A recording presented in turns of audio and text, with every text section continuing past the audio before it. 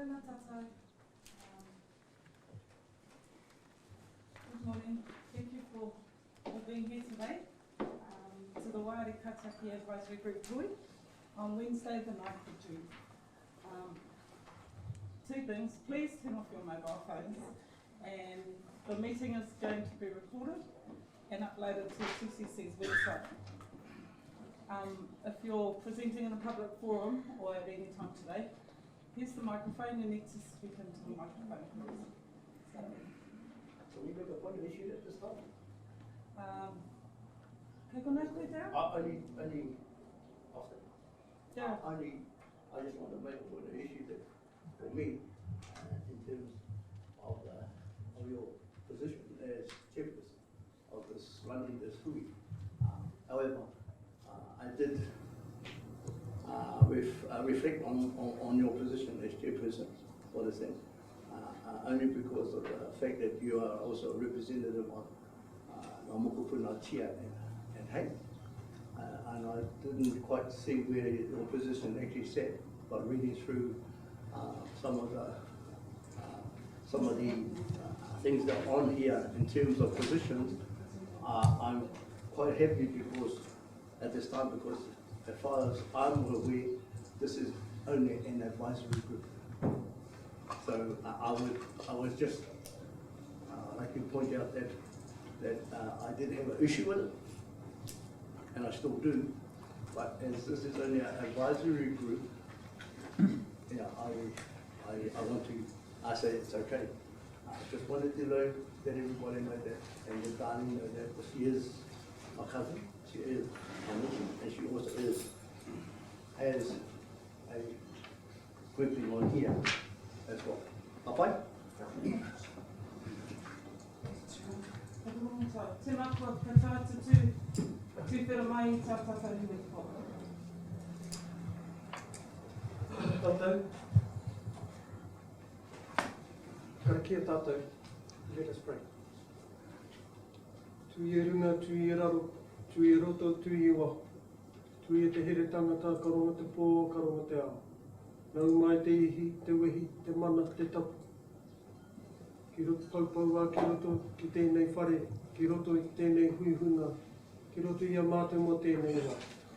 O I rā e rongo, whakairihi ake ki runga, kuituru whiti whakamau ake a tīna. Aumi e, hui e, tai ki e.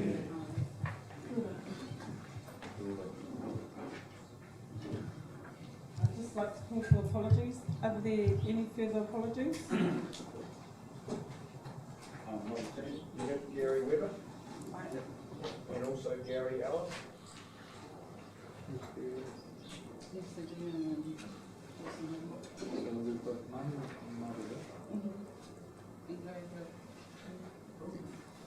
So I'd like to move the recommendation that apologies for Mayor Gary Weber, Maru Chatsel, Te Kapo Waitaha, Gary Ellis, Western Bay District Council, and Manu Pene, Te Runanga o Ngāti Whakauaki Makatu, Te Hononga, be received and accepted.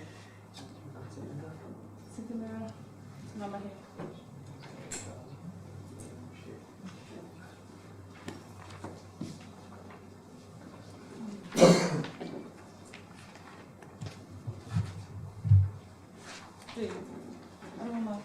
Ko tēnei te wā o te public forum, te mea tuatei, ko korua ko Alpha, Dean.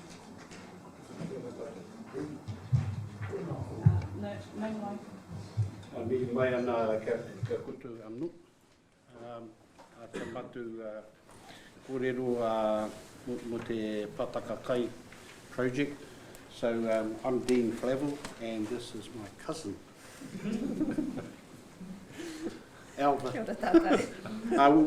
We're both trustees of the Marae, so we spend a lot of our time up here with the pa and the Marae looking after this, but we also spend a lot of time together around the Kaituna River and developing, I suppose, what we have today. So just as a brief, in 2014 Tapuika settled its settlement. And part of that settlement with the Crown was the development of the co-governance regime that we know as Te Maru Kaituna, which represents the various iwi who are within that catchment. So when we say Kaituna River, it means the entire catchment, from Okere up at the lakes right through to Maketu. We had a meeting about 2 weeks ago in Rotorua of Te Maru, and there's some actions that have been approved and developed in that, and one of the things that we thought would be quite nice to share with this board here is a project that Pātaka project, which is part of the work action or the action plan of the Kaituna around. Actually, I won't get into that because that's what Elvis here for. So anyway, if we can. So this is the vision. So in a way, this is a reminder to this group that you are part of that bigger catchment. And so,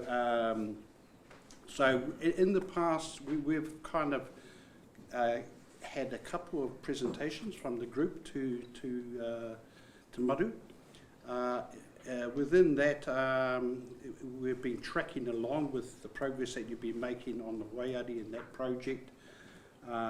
But we thought this would be an ideal time to come back to this group now and do a bit of a quick presentation around what we're looking for and what we're hoping for. So that is the vision.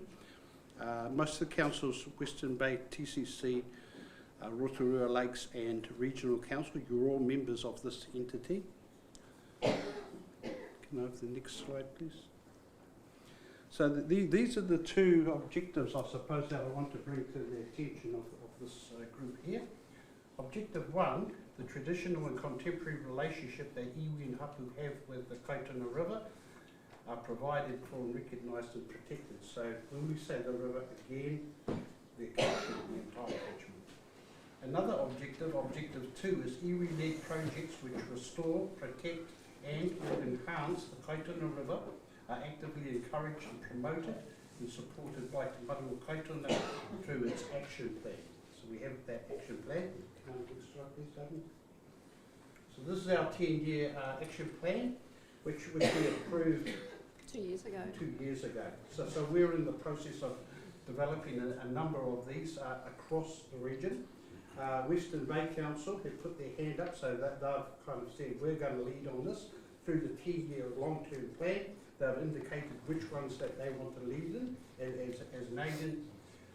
Regional Council leading some, and Rotorua Lakes Council are leading a couple of the projects up the top end.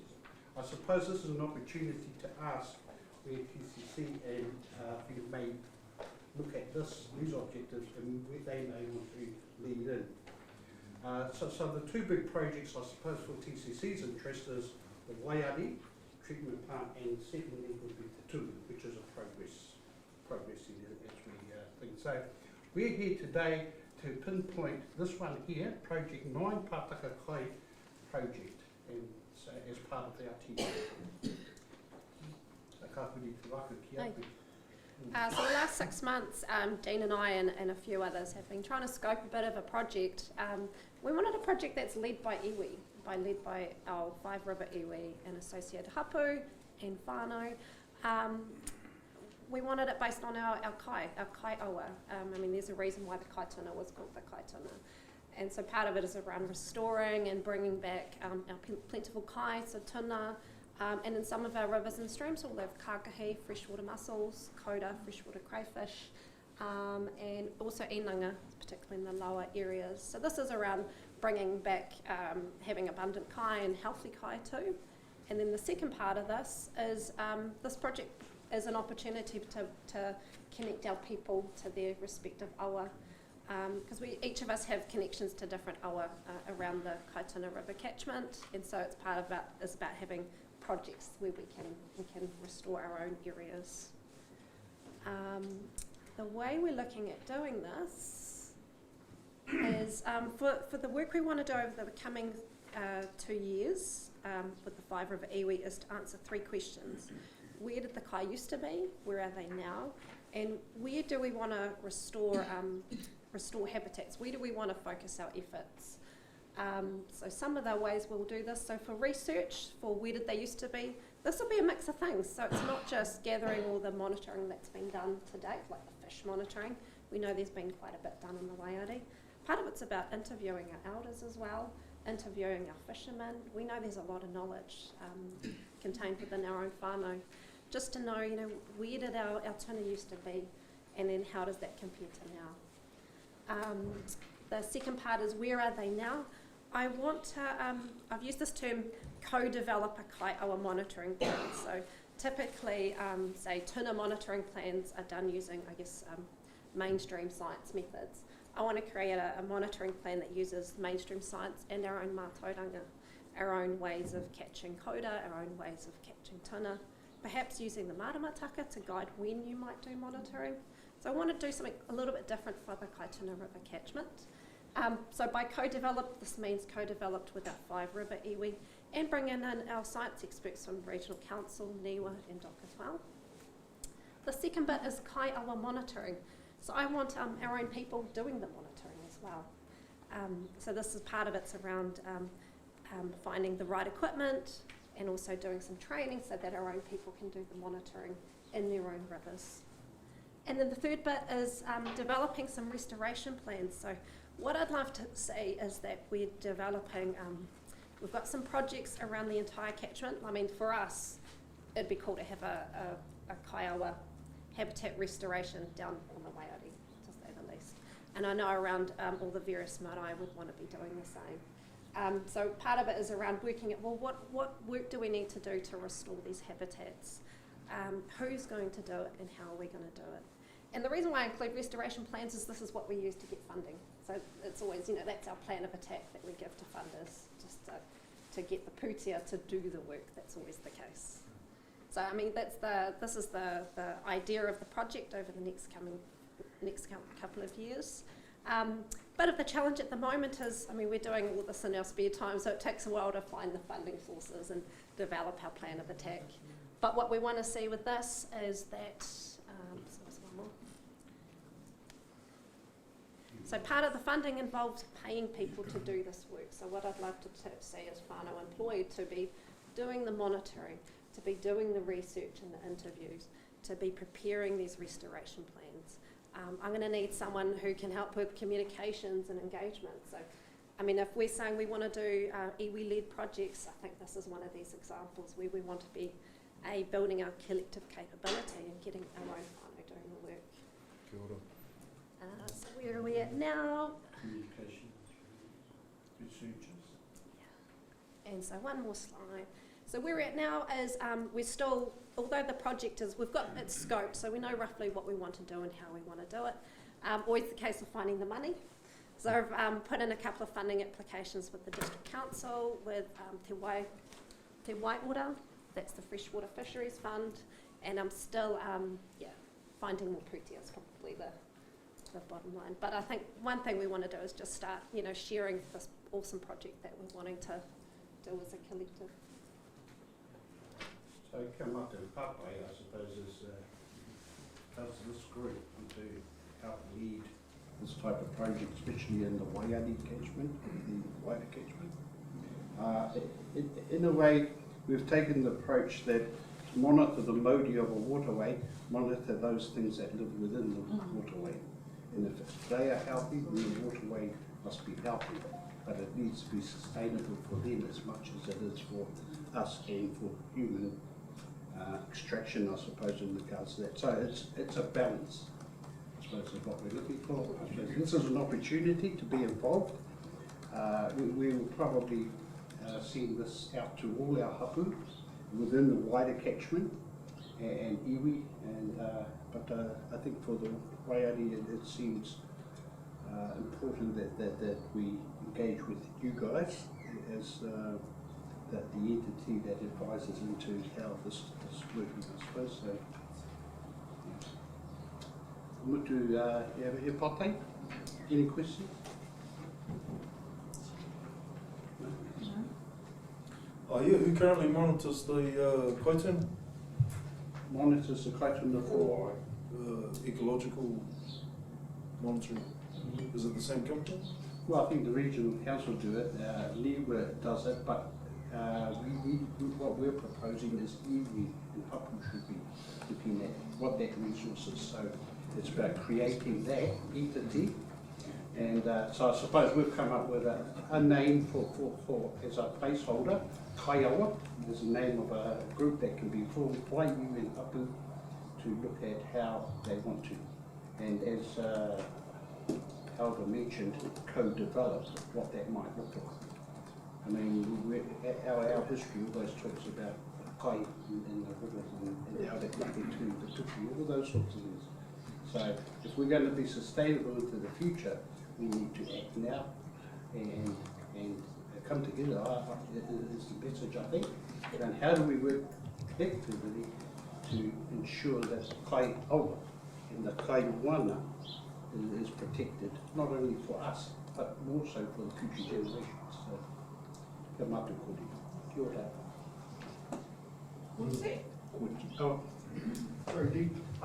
Just an idea is, as we may have seen, there's been some recent developments with Ngāti Tūwharetoa who've taken up some monitoring responsibilities and contracts and the like with down at Lake Taupo. And the fellow who's running that actually is based at the Mount, Drew Taylor. So it might be worth a check just to see how that's working for them and what structures they've used. It's awesome to see you guys sort of leading how you would monitor your own awa. And this is probably just a way to have a look at what they're doing and how that's worked, how they've got it over the line, how they've built a bit of trust and confidence in their transition. So I can connect you up to that quite if it's an interest of you guys. I suppose when we analyse our kōrero, or most of you happen, it's always come from a practical position. Our people have always been practical. They've been in the river, audit, and they've learned from handling. So that's the point we want to get back to. When you monitor the modi, you're actually monitoring the modi, and you're not doing it through a television or whatever, but you're in the river. And the importance with that is reconnecting. Most of us who are sitting in here, we've been in rivers, we've caught eels, but the generations following us may not. And once you sever that connection with your awa or wana, then it's hard to make that reconnection because you have no memory. So, I understand this is a whole catchment approach, yeah. but if we thought about the Waiari specifically, are there plans and budgets that we could look at for what an investment in the Waiari look like?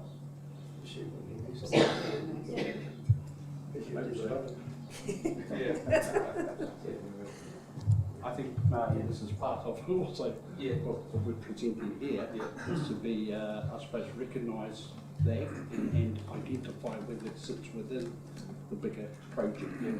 And I understand that the Waiari is only a specific part of the river, however, that action is the entire river.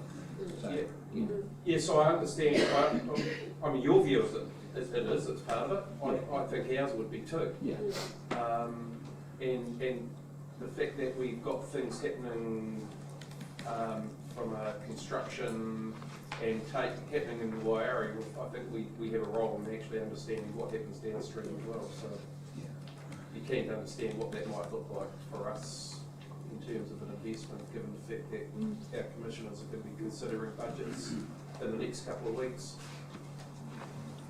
Just on that point, so one of the things that Wellington City Council's done, and hopefully people will make submissions on the long-term plan. It's closed Monday, gone. But one of the things that we're interested in is feedback, because from what I understand is that like these projects that come up, community groups come to council through the long-term plan process and through annual plans saying, can I have some money for this project? And so what we've done is set aside a pūtea, I think it's about $1.8 million annually for groups to apply to. So rather than you coming to us and annual plan process, actually there's pūtea set aside. And it'd be great. Hopefully people make submissions to get your feedback on that, because I mean our thinking and structuring around that was that you know, they'll be assessed on an annual basis, but if there's, you know, kind of appetite for longer term, you know, 2-year, 3-year funding, we kind of want to hear about that stuff as well. And then also how it aligns with what others are potentially contributing, so whether that's the Regional Council or Western Bay or other funders. So I think we'll be open to that kind of Great.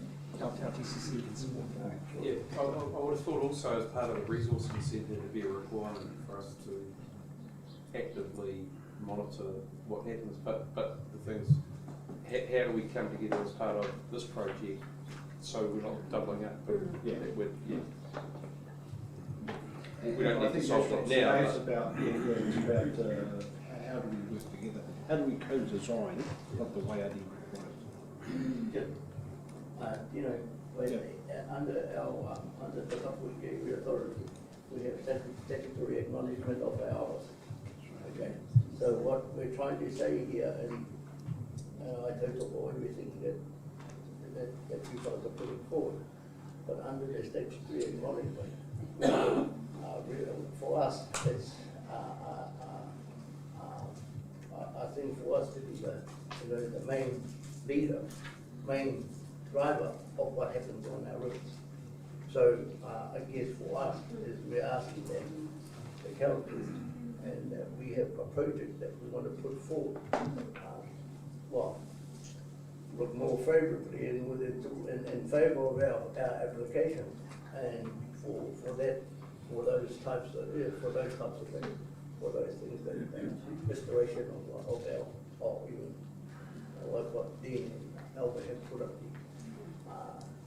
You know, so there is, for me, there is a partnership here between Tapawika and the councils in terms of providing for our needs as a iwi. And this is one of the projects I think we would look favourably at the councils if they don't support this. So I don't want to push you to make any decisions today. One last question, was there any tuna in that Hinaki?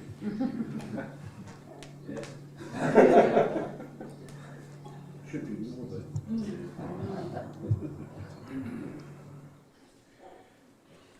Kia ora, Dean. I think if we're talking about the 3 Ps, so that's planning, participation, protection, and we're also at the same time talking about building up capability and capacity within iwi. I think this is a good forum to bring to the Waiari Kaitiaki advisory group, and it's something to put on the table. Absolutely, and it does go hand in hand with the kaituna and the aspirations that you have for the kaituna. I don't think they're any different to the aspirations that the Kaitiaki advisory group doesn't share. It shares the same aspirations. So, and I'll just listen to Kazi Tehira. Waitaha also has statutory acknowledgement deeds of recognition, and I think this is a good opportunity to whakapotahi a tata I runga I te huarahi potahi, te whakaara potahi, o te oranga o Nāo, o tira kia whakanui te Māori o te wai. So kona tāku, kia ora tata. I guess my point was this. I'm wondering why we're actually going through this forum here to actually put forward our proposal. I mean, everybody has their own, you can put their proposals forward. And I'm just saying, why do we have to come through a Waiari Kaitiaki advisory to actually put forward a take that Tapawika and whole deal closely to our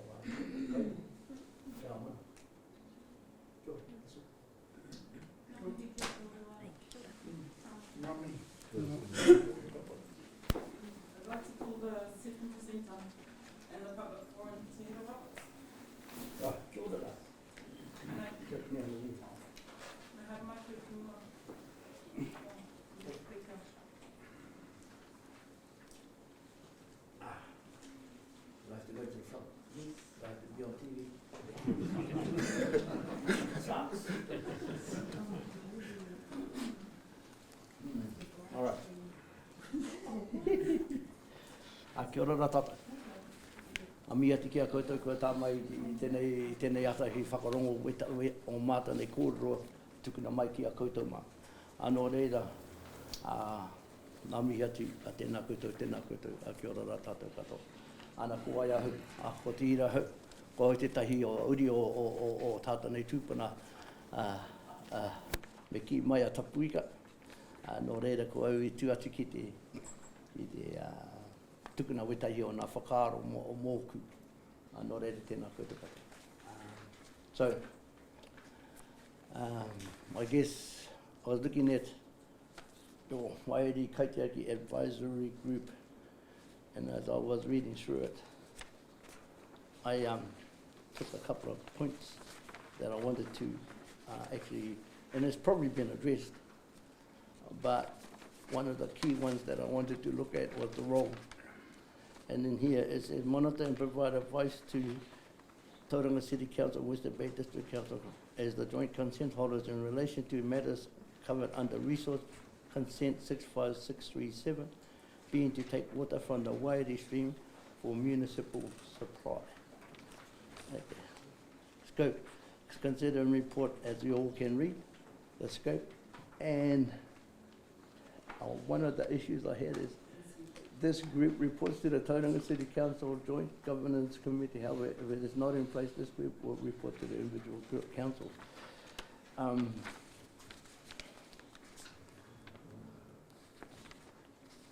What I was trying to say is that I was trying to find out what teeth or what teeth this council, this group has, this advisory group. It has, if you have a look at it, it has none. It's there to just advise and push forward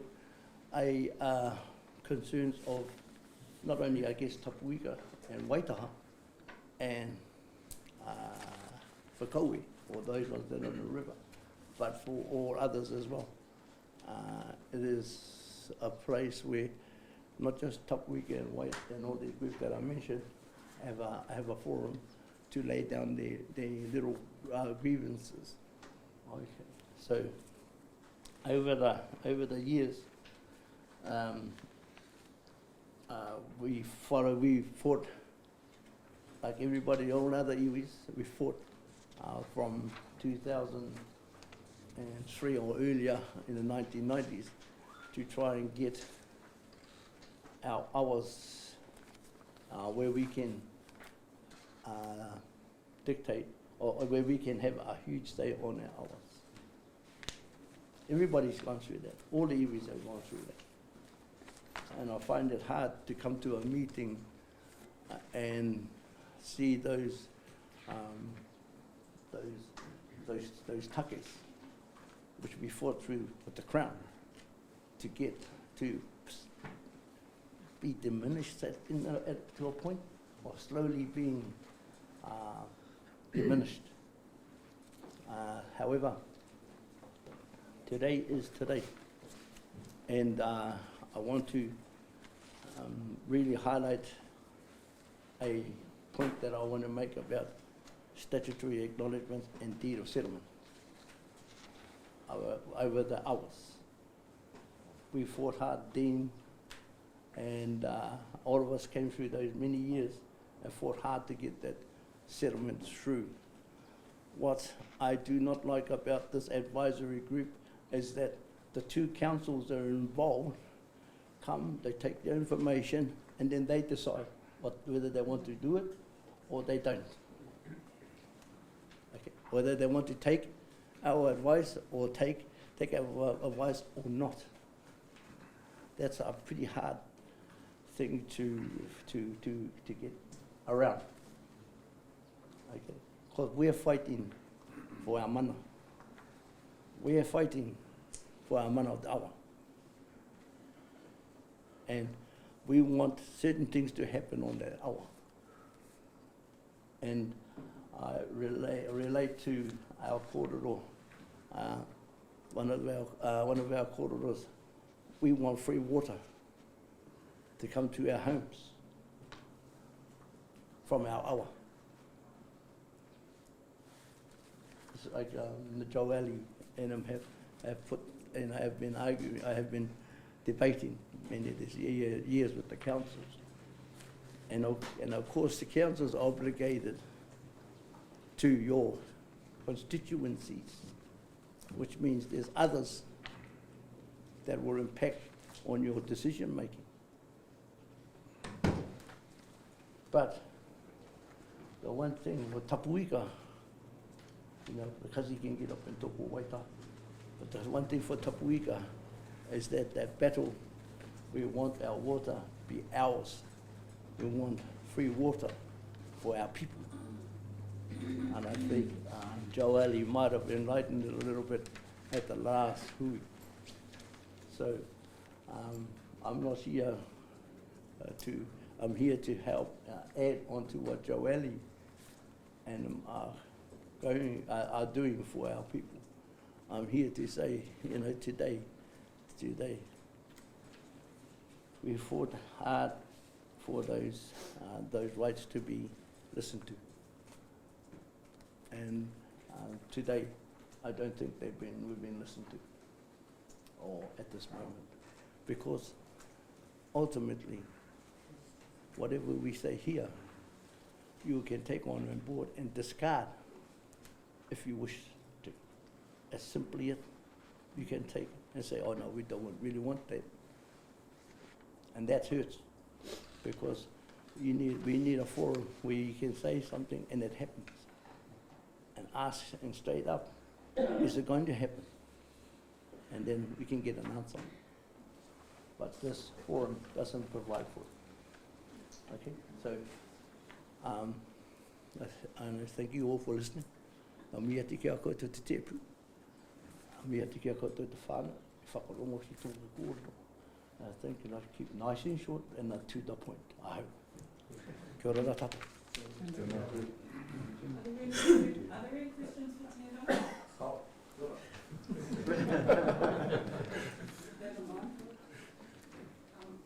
Yeah, in part time. Kia ora, I'll take a question. No. Oh, karaka. Oh, Waiari au.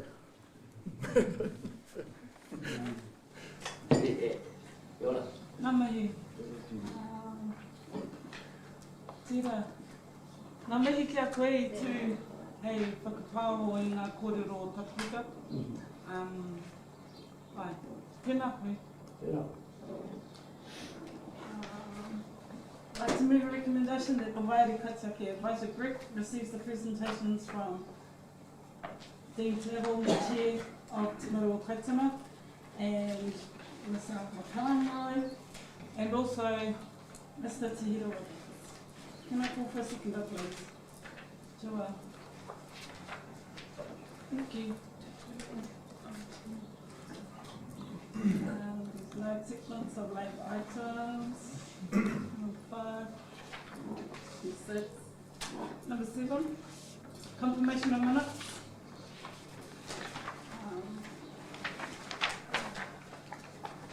The minutes of the Waiari Kaitiaki Advisory Group meeting held on the 10th of March 2021. Are there any corrections to those minutes? No?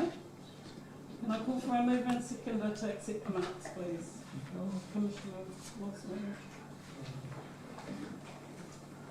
Seconder?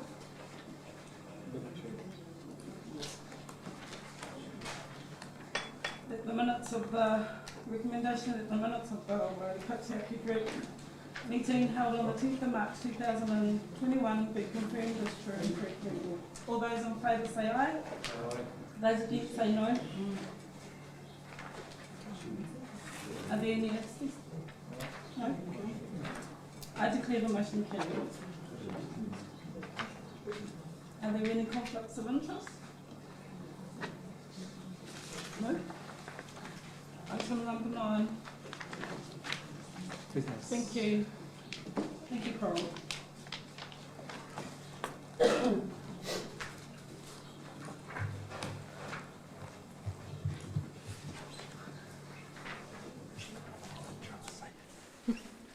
Kia ora tātou, tuatahi kei te mihi atu ki a koutou o Ngāti Tūheke.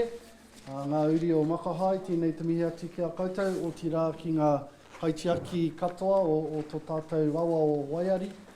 Tēnei te mihi atu ki a koutou. Yeah, good to see everybody.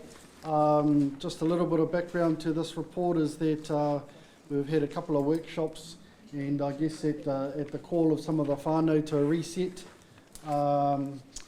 the foundation of this committee, or this advisory group. And so we had one of the workshops to revisit what the terms of reference might look like and what the job descriptions and the makeup and the structure of the chairmanship of it might be. Unfortunately, I wasn't at the second one, but I guess just to make the point that in the resetting of this, I would encourage us to treat it as a living document, that one that hopefully we'll come to some agreement on the structure of the terms of reference, but that as things come up in our relationship and the way that we're developing our relationship, as you said, Matua, in terms of respecting Kaitiaki o te awa, is that there'll be opportunities to refine it as we go forward. But I'll pass over to my learned colleague here, who's an expert at pulling together some of these governance documents. Kia ora tātou. Tēnā koutou katoa, ko koro he tāku ingoa, no whakatāne ahau, he kaimahi ahau i te konahira o Tauranga. Nō reira, tēnā koutou, tēnā koutou, tēnā koutou katoa. So as Carlo has said, we had a report similar to this at our last meeting, and we decided, the group decided to have a workshop on it. We've had 2 workshops. I also only attended the first one, but from that, staff took Carlo's scribblings on the whiteboard and the discussion that was taken, and we've put it together. And as Carlo said, it's a draft. We may not get it right the first time. So happy to have your feedback. Happy to, if it's not quite right, don't have to adopt it today. It does deal with some of the issues that were raised. So in terms of reporting back, it's not just going to the joint governance committee of the 2 councils, it's going to all the entities, so that the outcomes and the actions are reported, so there's more I suppose accountability for what's been going on. But it doesn't address the issues that you raised earlier. So it is constrained, I suppose, at this point by the resource consent conditions. So having said that, there was agreement to have a co-chairing arrangement, and that is entirely we're not constrained by some of the legislation that relates to council committees. So there was real agreement to do that. The detail of whether those co-chairs, one from the consent holders, so either from Tauranga City or Western Bay of Plenty District Council, how they are appointed hasn't really been sorted. So I've given you a kind of you can either decide to appoint or elect at the meeting, and the same with the iwi hapu representatives. So that sort of level of detail I don't think we didn't get quite into in the workshop. So again, don't have to decide it today. If you want to have some more korero around that, then that's fine as well. And I talked to our solicitor at work, Hemi Leaf, and he suggested that it also, once approved here, that it also goes back to the consent holders for their approval. I don't imagine that there'll be any problems with that, but just in terms of process. So we've put together a position description for the co-chairs, and again, that's I do apologise for the numbering's gone a bit haywire. I don't know quite how that happens, but it does has happened. So please ignore all the numbers; they don't mean anything in that. And the other thing that came up was about having more people having more access to the agendas and to the minutes and to the meetings themselves. So today, so in this report, we're asking that you agree that the agendas go on TCC website. and the minutes as well, and that you agree to live stream the meetings if that technology is available, and it's available in the council chambers. But also we've as you can see, we're recording this meeting, and we're asking your permission to make that publicly available after the meeting, so that more people can see what happens. So that's basically what's in the report, and happy to answer any questions if I can.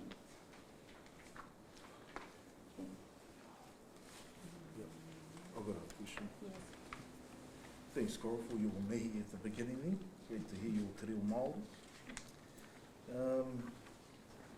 As you've heard from Te Hira and from Maru several times and from Tapuika, Tapuika feels like we're not being heard because of the status of this Kaitiaki advisory group. I'm after some clarification whether or not this can be elevated to a committee or not. And you're the expert on this, correct? They say. This advisory group was formed as part of the consent conditions. So, and it's the terms of the consent says that it's a sort of advisory in nature as opposed to having decision-making abilities. So that change is what you're seeking to make this group potentially make decisions about the Waiari projects. Yeah. And I'm not sure whether just by making a committee and changing the status, you know, whether that will change the actual, you know, what you've been allocated to do in the resource consent. So that's would be something that would need to go back probably to that original resource consent and ask for changes for that. And it's also a political decision really through both the consent holders as well, I would suggest. So you said that's a political decision. Does then Tapuika have a voice in terms of that political decision? Sorry, someone was signalling me. I think what Carol was saying is that the resource consent talks about it being an advisory group, but if it were to be elevated beyond the resource consent, that might be a political decision for the two councils, because that sounds like it would be a different group than what's required. So it's about saying, do we operate as something bigger than just the resource consent, which is almost talking about a different group, but that could cover what the resource consent is trying to cover. So you understand where Tapuika is coming from. At this point, when it comes to our water and our river, this is the only forum which we don't have any mana to make any decisions. So what I'm getting at is Tapuika wants to elevate the mana of this group to a committee so that we can be heard and that what we bring to the table is actually going to get action. At the moment, we don't have that mana.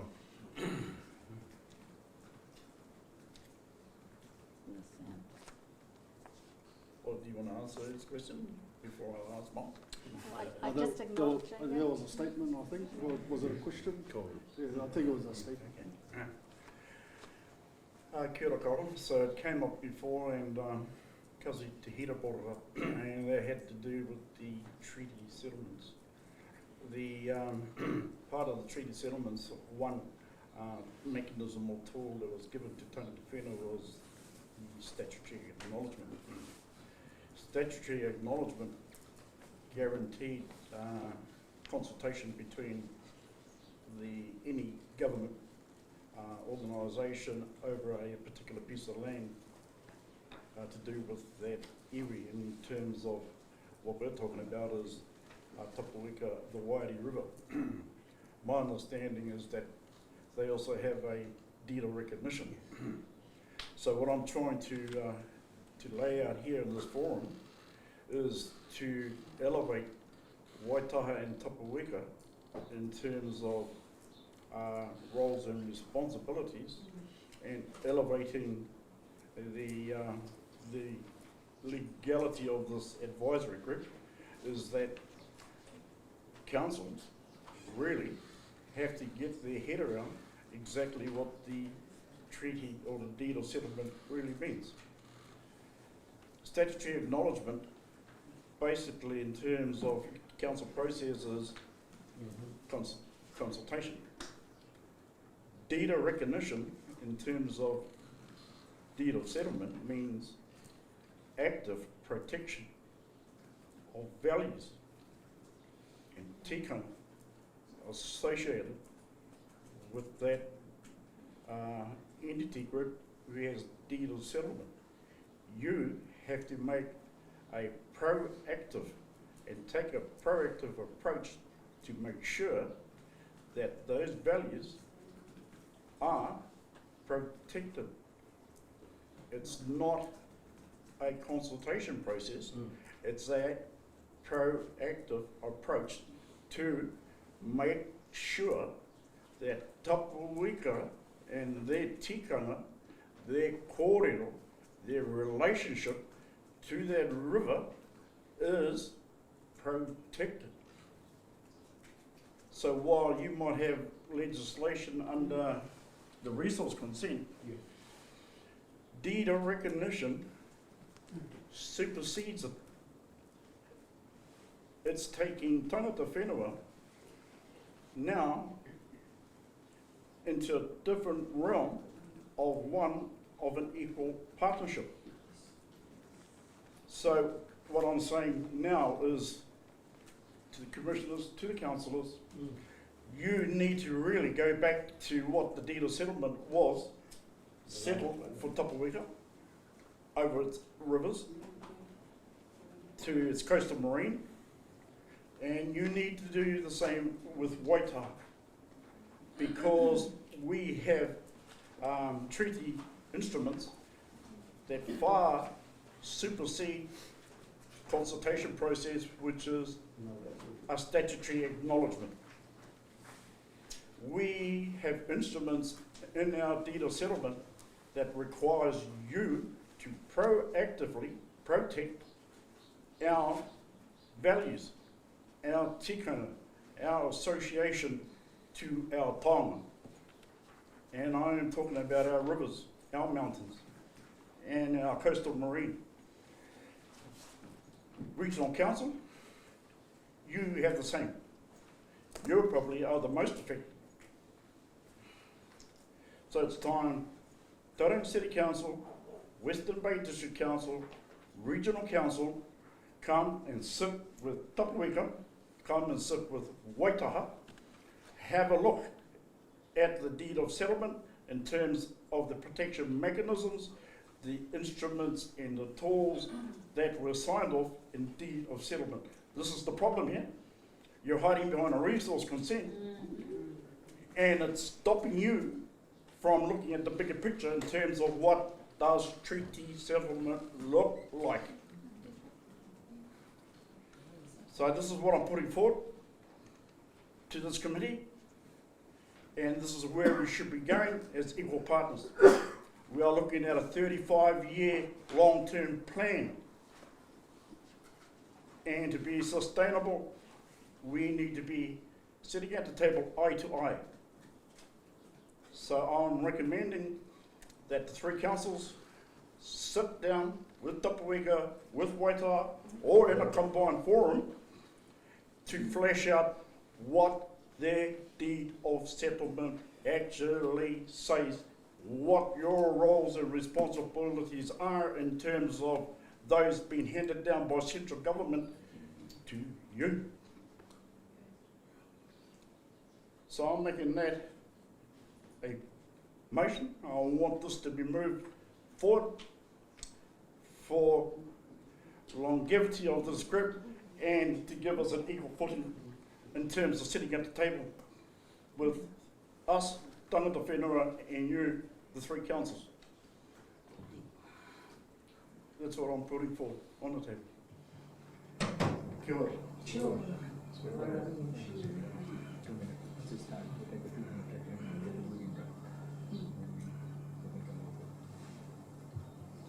Madam Chair.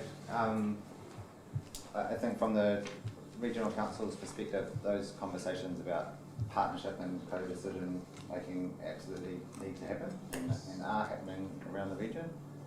I think there's a danger in my mind about equating those conversations with what's required under this resource consent. My personal view would be that those conversations carry on. If agreements are reached between any of the three councils, Tangata Whenua, Tapuika, Waitaha, Makahae, about how decisions are made, we can come back and change things in the consent if everybody agrees about how that works. We shouldn't be, I don't think we should be driving that conversation through a consent, which is just talking about one abstraction from the Waiari. It's a much wider conversation about how we manage our resources together. I'm not saying I don't think I have any solutions in that statement. There are lots of conversations that need to happen, and absolutely recognise that kōrero.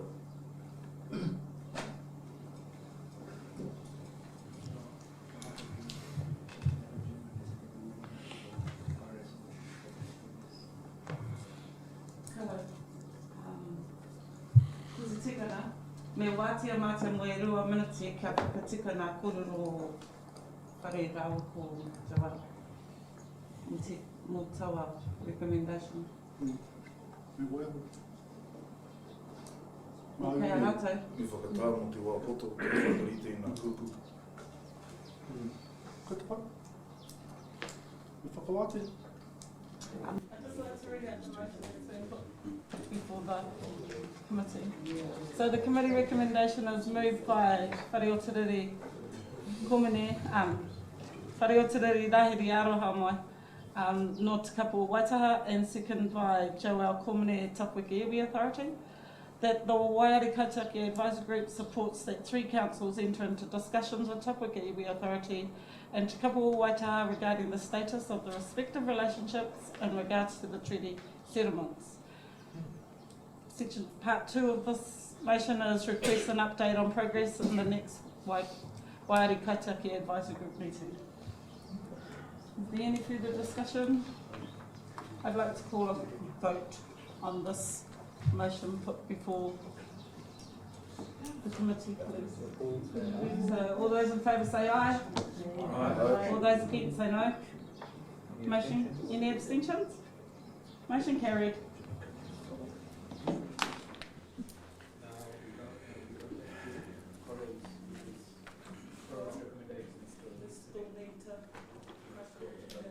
Yes, so there's a number of recommendations in the report from A to H, and basically what I'm asking you is to agree to the co-chairing arrangement, but to decide whether you want the co-chairs to be elected by this group or appointed by their respective groups. And then that would be updated in the terms of reference, and then I'm suggesting that you adopt the terms of reference that's set out in attachment 1, where there's quite a few changes, and I've listed those in the report. I won't go through them in detail, but hopefully they do reflect what you have already discussed in the workshops.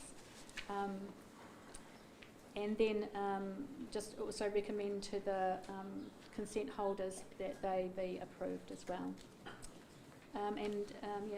As I talked about, the agendas and the minutes going up on the website, and that the meetings to be recorded.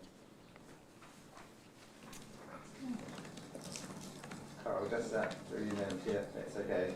I think at the first workshop we talked about the regional council representative being the consents manager instead of the general manager, environmental management, and then the support person being the compliance officer, who will be the most sort of day-to-day contact with the consent.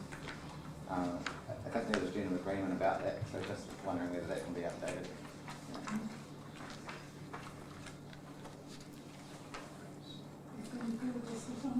I've just got another comment to make. So just in terms of the role and scope. So in the scope, we've included the first part, provide advice, recommendations, consent holder relating to projects, actions designed to restore, protect and enhance. At the last workshop I raised this protect, enhance, restore, protect and enhance, which is fine I think in the scope, but I think in terms of the role, I'm not sure it aligns with the consent. And my concern is setting expectations that the consent will restore, enhance and protect. I think there's a genuineness there to do that, but I'm not sure that's necessarily the role of the group. And I didn't want to set expectations. That's what the role of this group was. Madam Chair.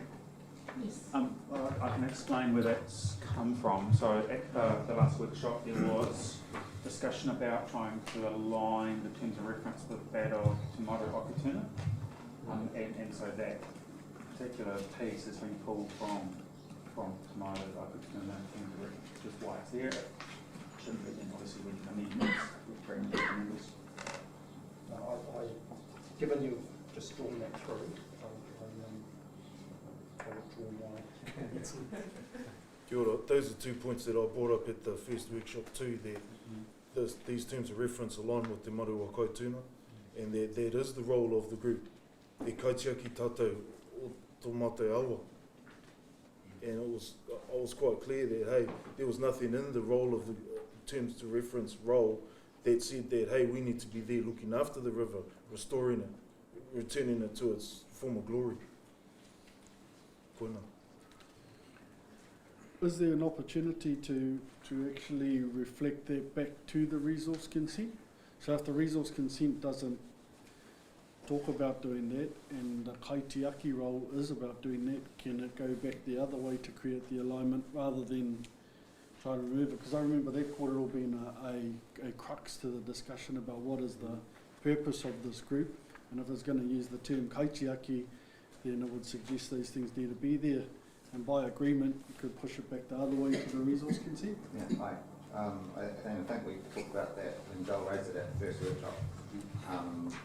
And the consent authority's view is the consent holders plus the Tangata Whenua partners agree on changes that should happen along those lines about reflecting Kaitiakitanga and restoring, enhancing the awa in the consent. That's easy to do.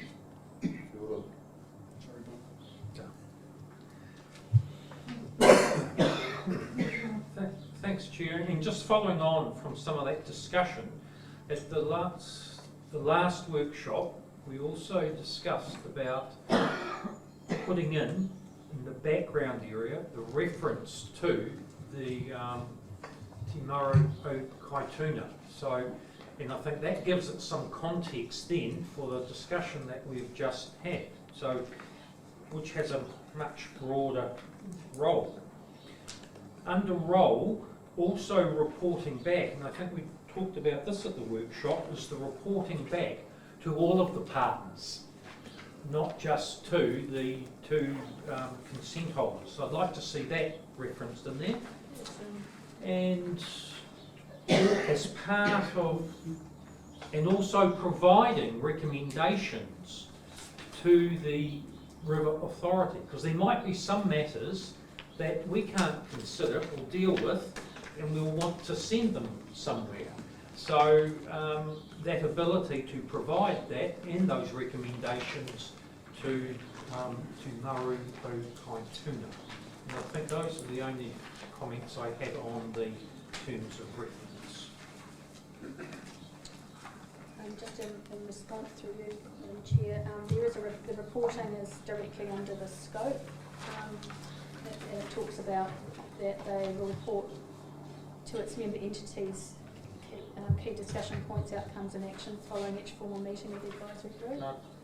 It's on the following page 28. Obviously missed that. Yeah, it's got its own little heading called reporting. Is that not correct? Okay, retire gracefully. But So in terms of the background, you're asking for that we refer back to Marae to Kaitula? Yes, yeah.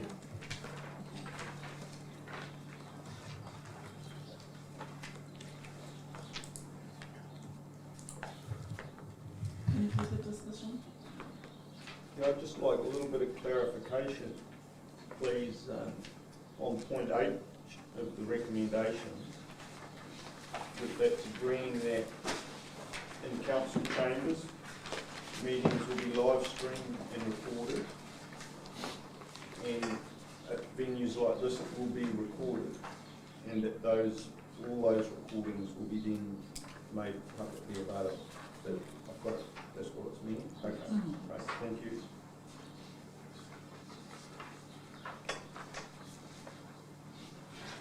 Any further discussion, members? No? Thank you. So, Carol, just like, because you're supposed to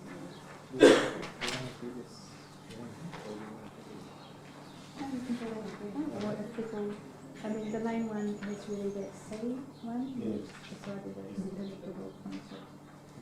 So you could go through them individually or if you want to. So a decision is needed in C, right? Yeah. And Whether then it's that would, elected or appointed. and then that would remove the terms of reference. You can go through them individually if that's easier. Yeah. you want me to read it? Yes. That's fine. It's you want it as one head. We'll just list them subject to Either the decision is required.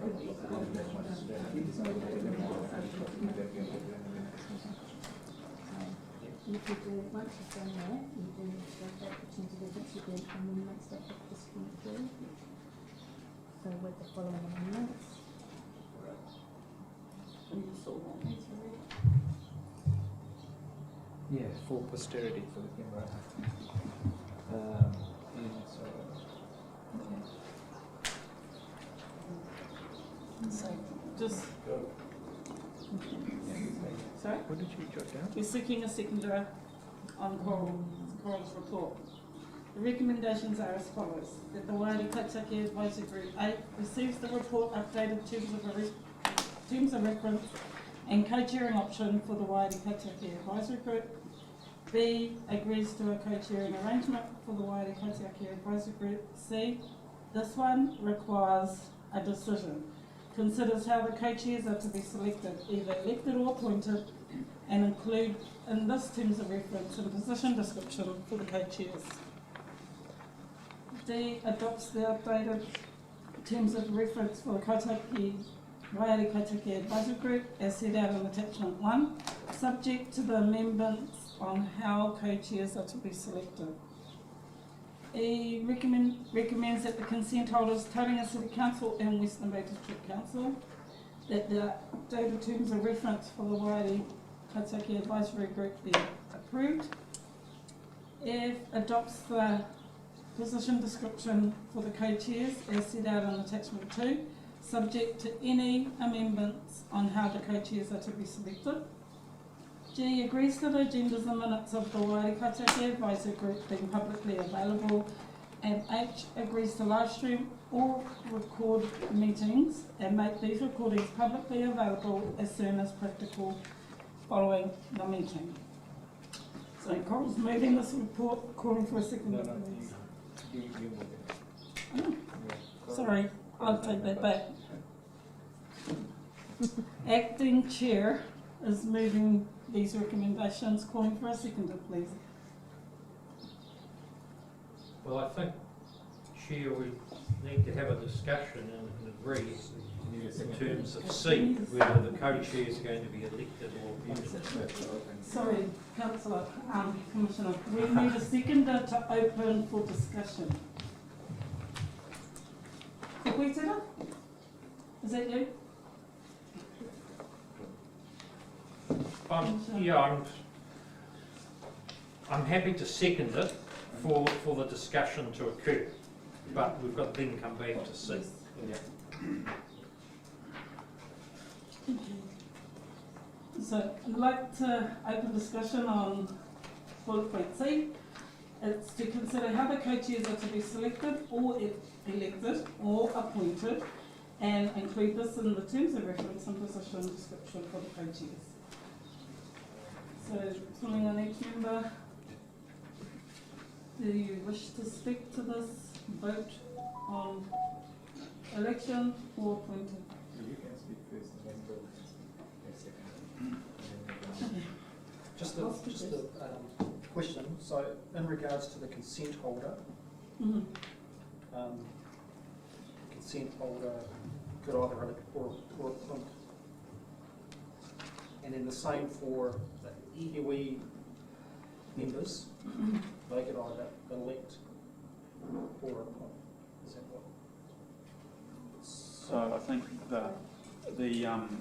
what option one is that the entire membership group would elect a consent holder representative and a Waiari representative under that option.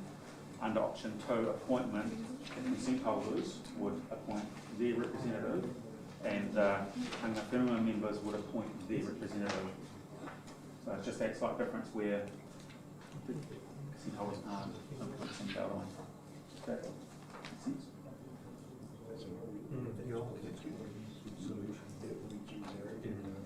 According to the options on the report. Do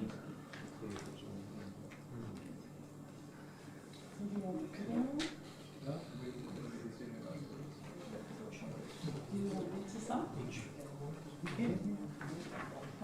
I'd like to, excuse me, members, hello, Mike. I'd like to recommend that we elect members to the roles of co-chairs.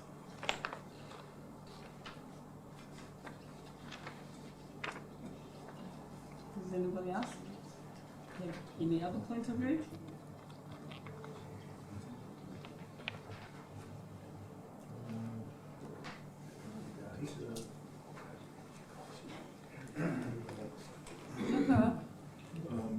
Can I make some comment?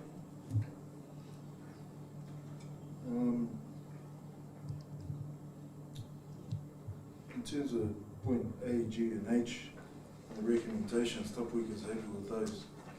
With the others, not prepared to move forward yet. Reason being is I've yet to receive the minutes from the second workshop. I provided feedback there to the workshop. I don't even know what happened during that time. I understand the feedback that I provided was taken to the meeting and discussed. Yet to know what the outcome of those discussions were.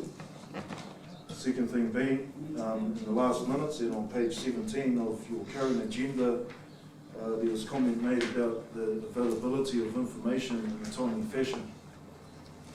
And I was emailed these updated terms of reference in the agenda last Wednesday, with the public holiday in between. I haven't been allowed sufficient time to be able to go back to my people and exercise the process that we need to go through within 4 working days. I don't think that's reasonable, and what we've brought up in the past that, hey, we need things in a timely fashion so that we can go through our processes that we need to. I can do consultation with our people so they're aware of what's going on and have an opportunity to have some input.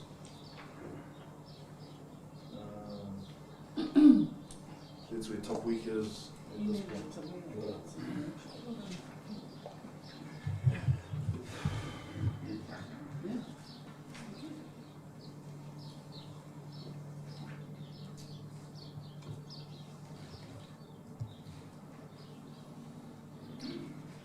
Another thing is to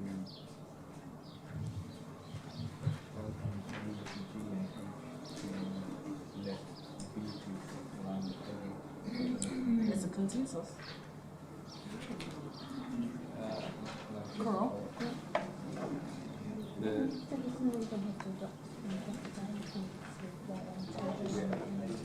It's just not thinking of it. It's going to keep fading out. Yeah. No. No. It's your report. I haven't had time to do the process. Well, that's now sort of the group what they want to do with the recommendations. So, okay, they're not ready to discuss it, then just go on to the next meeting. I think we do G. A, G and H we can do. But then from B to F, so we just put it on the table. But then let's see where it falls. You might have to look at the if no decision is made. And it wasn't going to go any further? We can just stay the same until they change. So, yeah, that's what I'm saying. Chair, just a suggestion, as seconder of the recommendations, we could, in picking up the earlier discussion, we could move on A, G and H and suggest that B through to F line the table to enable that engagement and discussion, and then comes back to a subsequent meeting.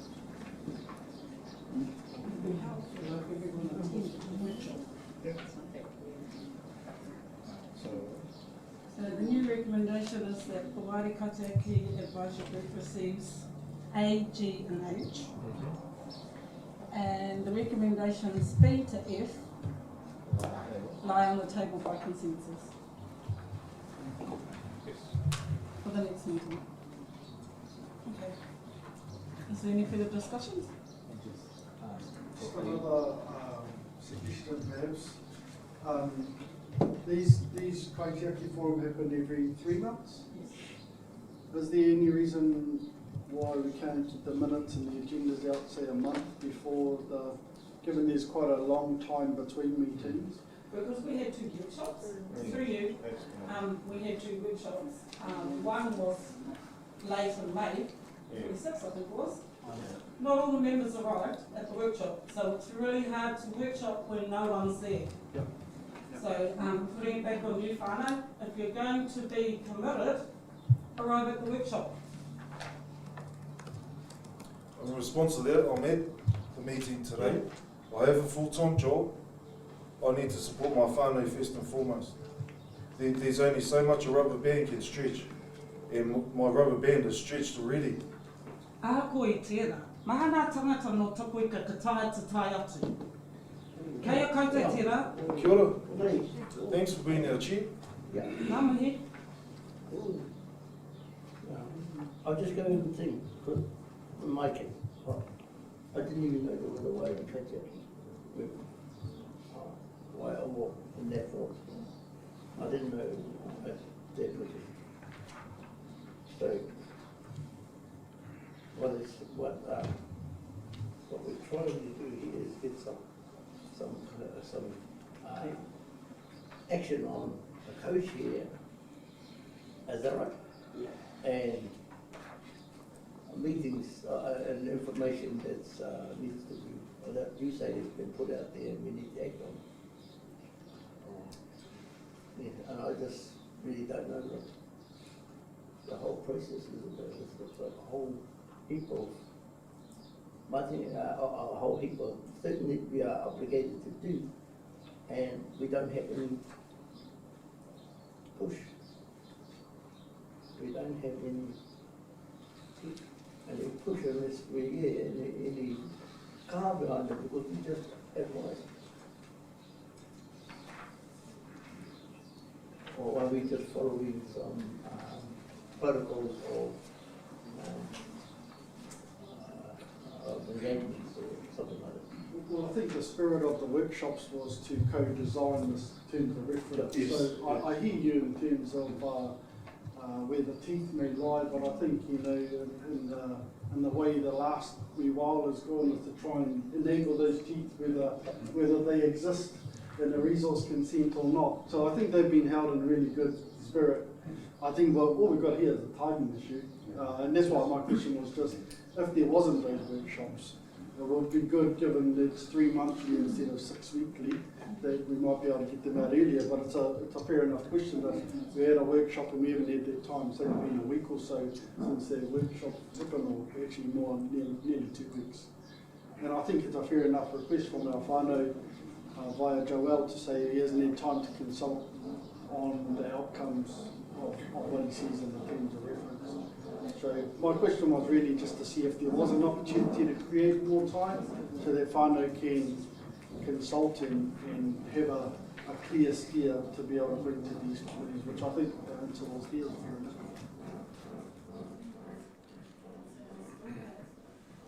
Through you, Chair.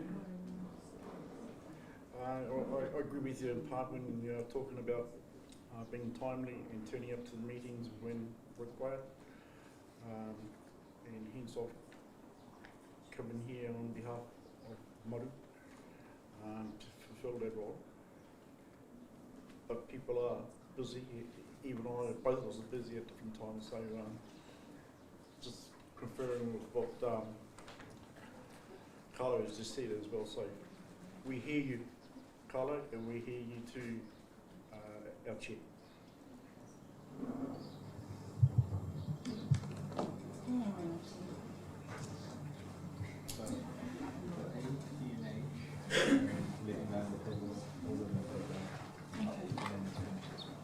The recommendation is to move recommendations A, G and H and B, C, D, E and F to lie on the table for the next meeting. All those in favour say aye. Aye. All those against say no. Are there any abstentions? I declare the motion carried. 9.2, Richard, Namahi.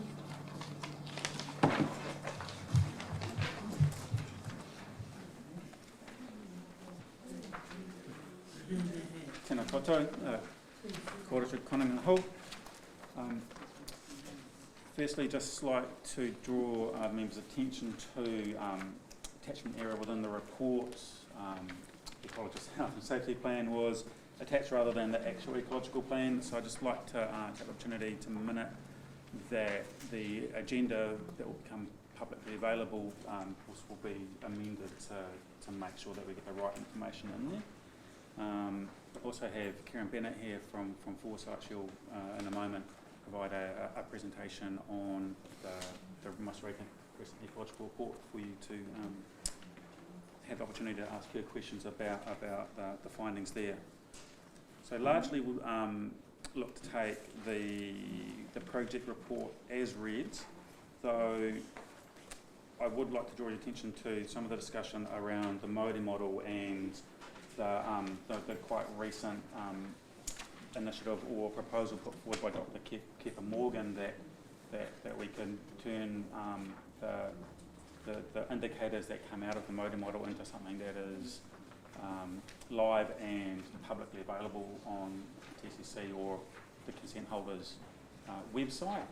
So that would be in a combination of pulling information from the Waiari stream once we go into water use from it, so the live monitoring there around water quality, water temperature and those various factors, and then weaving in the elements such as social and cultural indicators that will come out of the Māori model development, and having that as something that's available there for whānau, public to see and help them understand kind of what the change in Māori is over time.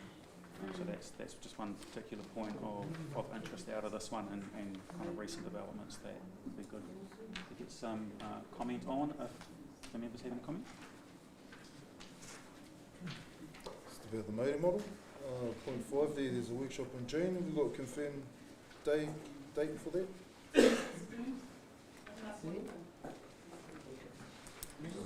What was that, sorry? 26th of June, that's not Tuesday.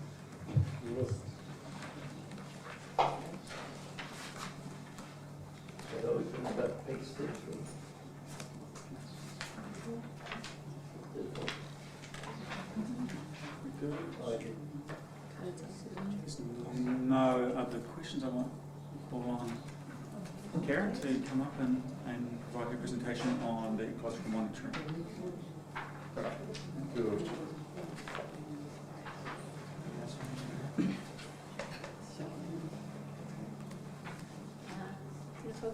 Everyone. I'm Karen Bennett from Foresight Consulting. I'm a freshwater ecologist there. I might just stand on this side, then won't be anyone's way.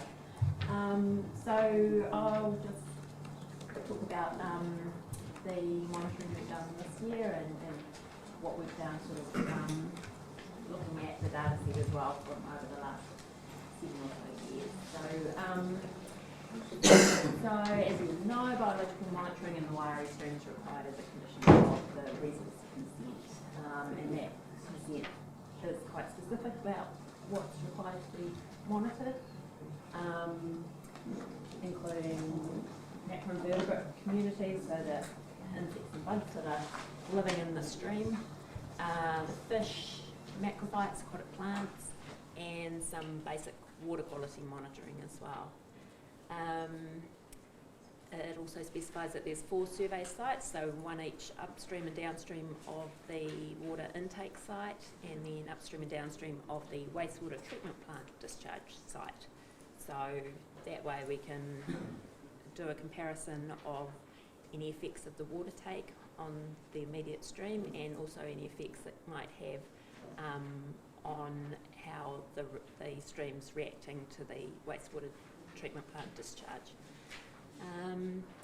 So we started monitoring in 2010, and there was a 3-year period, then everything went on hold, and it picked up again in 2017, and apart from 2018 we've been doing it annually ever since.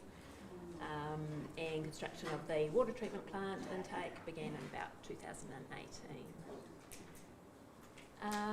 So the Waiari stream up near the water intake site and in the lower stream, they're a bit different. So these are photos of the upper stream and the lower stream. So in the upper stream you've got, sand still dominates everything. There's a lot of large woody debris up there and some big boulders living in the middle of the stream, but down in the lower areas it's mostly sand, and you've got these weed beds living that are established on each side of the stream. So yeah, we do monitoring of fish, which involves trapping. The consent condition requires electric fishing, but the stream's too deep and swift for that, so we had to modify things. So we trap using fight nets and smaller minnow traps. So we get slightly different fish each year, but generally longfinial tuna, inanga and redfin bully are the ones that we find at most sites, and then there's a few other species that you pick up every now and then, including giant kokapoo, which is pretty exciting, freshwater ecologist. We also got banded kokapoo recorded in the upper stream this year,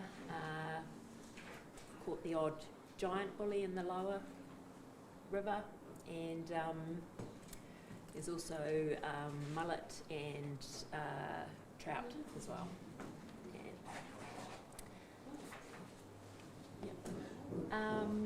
So macroinvertebrate communities. So each year we collect samples, and there's a specific methodology on how that has to be, how that's done. So basically the intent is to be able to have a similar method that can then be compared, and so that focuses on looking at invertebrates that are in one area, in the upper river that's living on the wood, and in the lower river that's living on the aquatic plants. So we'd probably pick up more creatures if we did some other monitoring, like with the trailing vegetation, and we kind of looked at every area, but it wouldn't be able to be compared in the same way, because we have to put the same effort into the sampling so that it can be compared from year to year. So that's what drives how we are monitoring them. So in terms of results, we get these, I can go back one, sorry.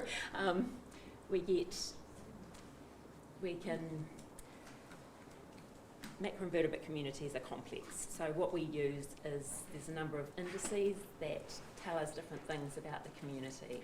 So they try to make very complex data a bit more simple so that we can understand what's going on, different aspects of the community. So,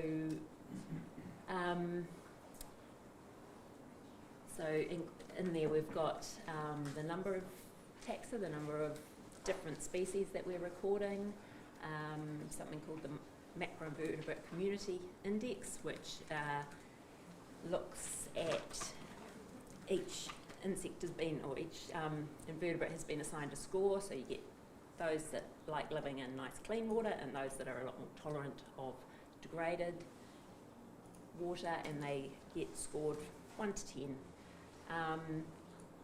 So the more tolerant taxa you've got, that sort of indicates that things aren't so good, and the more higher scoring taxa you've got, that indicates that things are pretty good.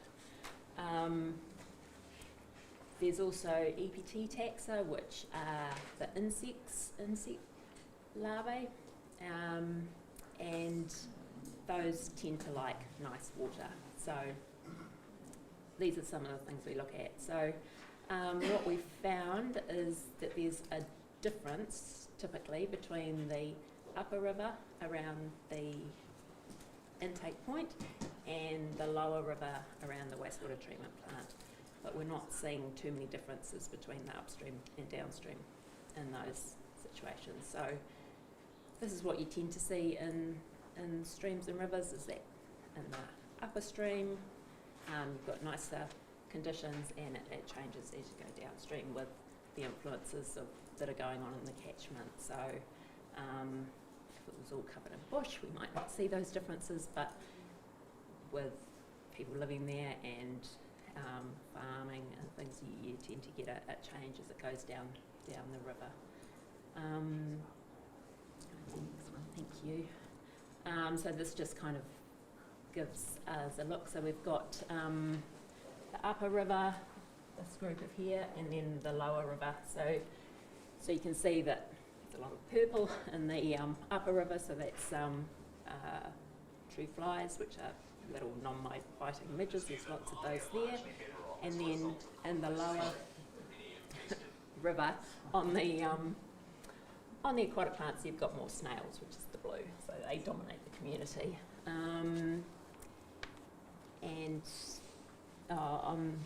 This year we collected samples from rocks as well, and you can see that there's some snails that quite like living on the rocks, more so than the wood. So we've now collected 7 years of baseline sampling results, and we can compare them over time. You're still seeing those differences between the upper river and the lower river, and there's also quite a lot of variation, and things wobble around between year on year. And I know that there was some concern raised that in 2010 there were some pretty high scores compared to some of the other years. So this is, just to make our lives difficult, this is pretty common in biological systems, is that you get variation, and in streams, communities can be influenced by flow events, with big storm events can kind of wash and scour all of the invertebrates, and then they'll drift down or they'll breed and re-establish over time. Low flow conditions, drought conditions can change things, the regularity of rain events, so over time you get algal growth occurring, and some of the invertebrates will like it when there's a low amount of algae, and others will like it when there's more algae, and others will sort of drop out, you get less of them. So all of these things can influence what's going on.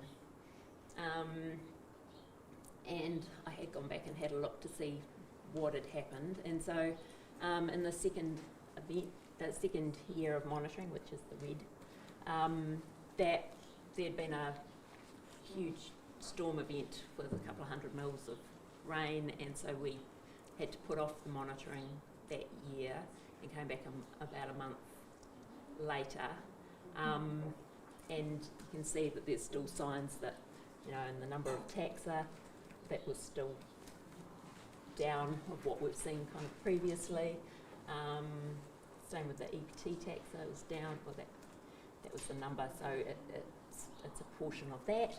And the abundance, so how many of those were there, but overall, you know, that red result is sitting within what we've found in other years as well. So in terms of the MCI, which was telling us that generally the communities are in good condition.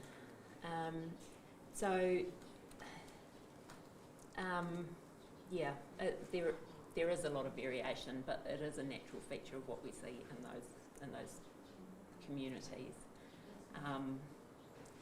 But off the back of that, the next one, thanks. We did do some trends analysis and some statistical analysis. So we looked at each of those indices again to see where are we seeing statistically significant differences. So these lovely little graphs, box plots, tell us a few things. They give us take all the data and they give us our median score, which is that dark line through the middle, the box, which gives us the range. So the taller the box, the more variation you're seeing in the results.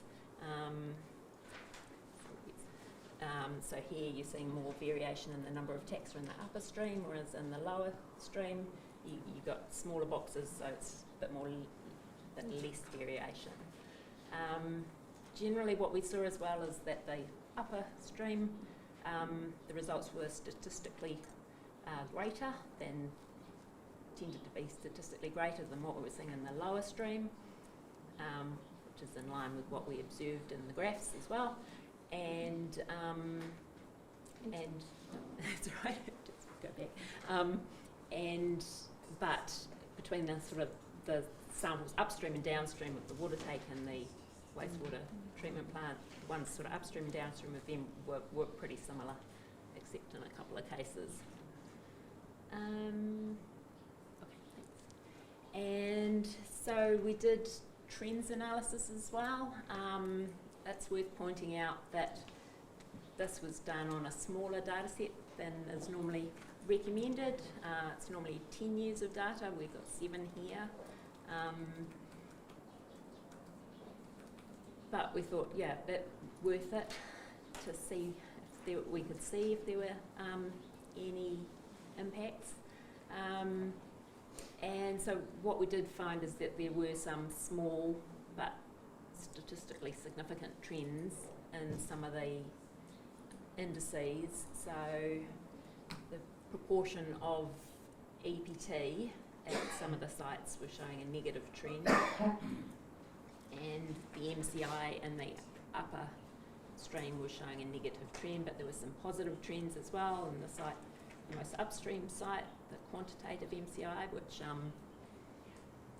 looks at the abundance of higher scoring taxa, was slightly positive, and also the number of taxa at the most downstream site was slightly positive. So we're seeing some small negative trends. I did, as a comparison, did the same thing, but taking off the 2010 data where we saw those differences, and there were a couple of changes, but ultimately that was the same. So it wasn't anything particular about that year that was different over the whole data set. So what's interesting here is that the water take hasn't commenced here, but there's something perhaps else that's in the catchment that's we're seeing minor, statistically different, but it doesn't mean that these degradations are ecologically significant. They're small, but they are significant. Something to keep an eye on.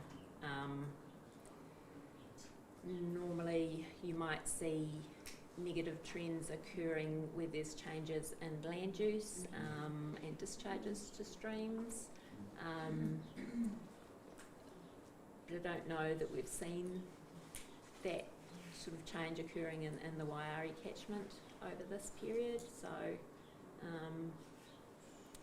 yeah, it's interesting, but we need to, more monitoring as we do it. We'll get more data and be able to hopefully see if it's a continuing trend and if it's a real trend or if it's just the limited data set that we've got. But overall, I know the streams scored pretty well. There's a really diverse range of fish species that are living there. We're consistently seeing those species, and there's another metric, and it's saying that we're getting excellent fish biodiversity scores based on where the sites are in the catchment, and the invertebrate results are generally telling us that the stream's in good condition.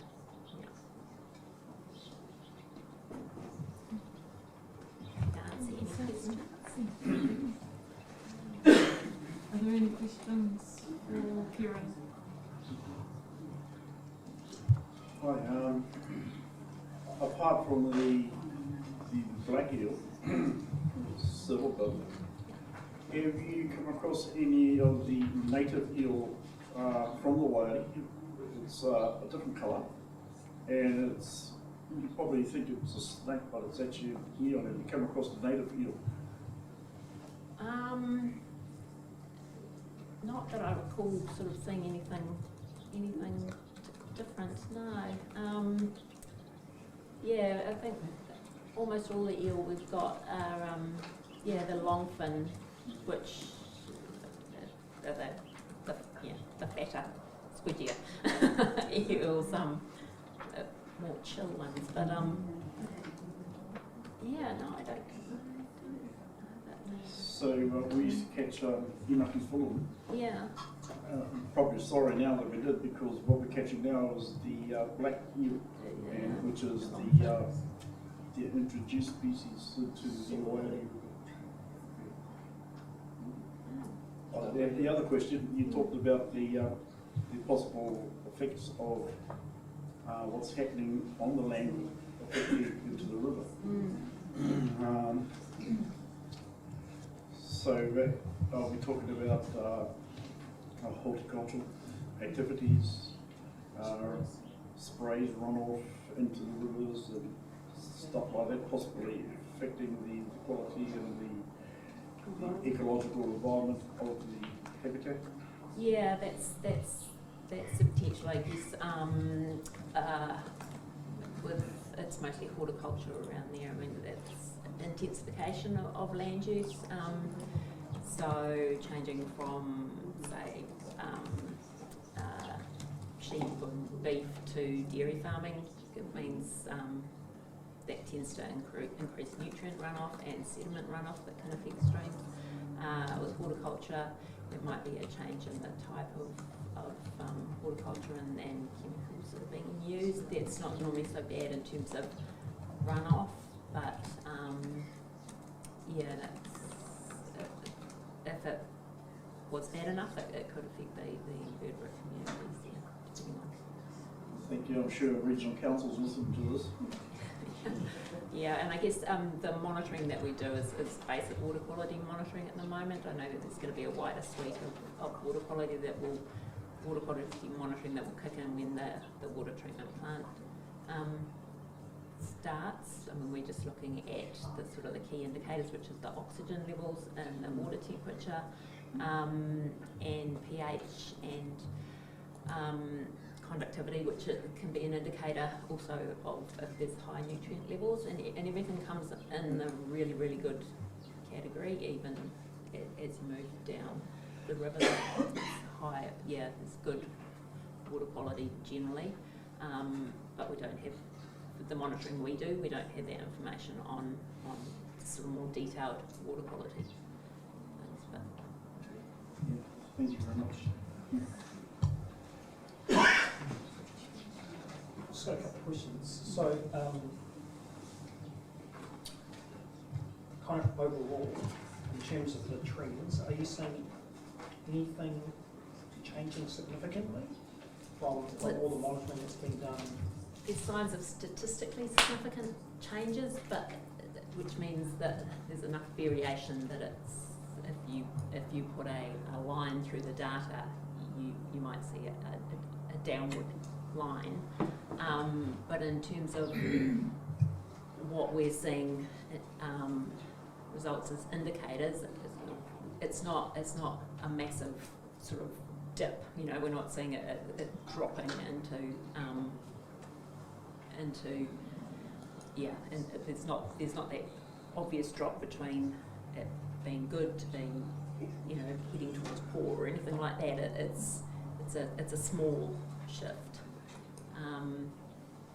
and same sort of thing. You know, when we took out that 2010, which has got some magic numbers in it, we were seeing that same sort of general trends, but it's statistically significant, but it's small.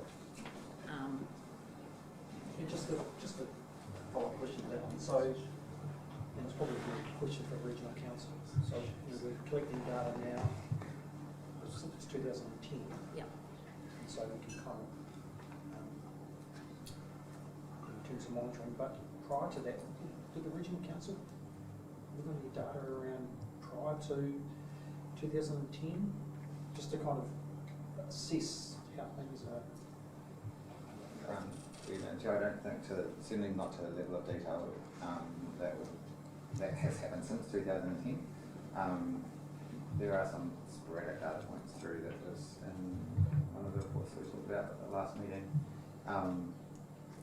One of the things that I'd quite like to talk about today, if that's okay, is, you know, what information this group would like to see from the regional council perhaps at the next meeting. We've talked in the past about how we allocate surface water, groundwater, the science program that we have running, what the planning process for the NPS is going to look like. That's from what I've heard that this group would like to talk about. And I'd like to be able to go away and arrange for that to be presented at the next meeting. So I just need to make sure that I've got that stuff right, and perhaps Sheila can answer that question better by doing that. And then probably just another follow-up question was around the take matter. And I don't know if it's come through in terms of your data. Are you collecting information in terms of flow, or is it just purely the ecological monitoring? Just so we can kind of get a picture of, you know, what's happening further up the catchment in terms of take, what it's doing in terms of the. NIWA has a monitoring station that's just above the intake site. So that's where we get the flow data from, where we kind of say what's been going on. So that's like right just above the 100 metres above the intake site. So there is flow monitoring. So that's purely a volume kind of basis. They don't do so any variations in terms of flow?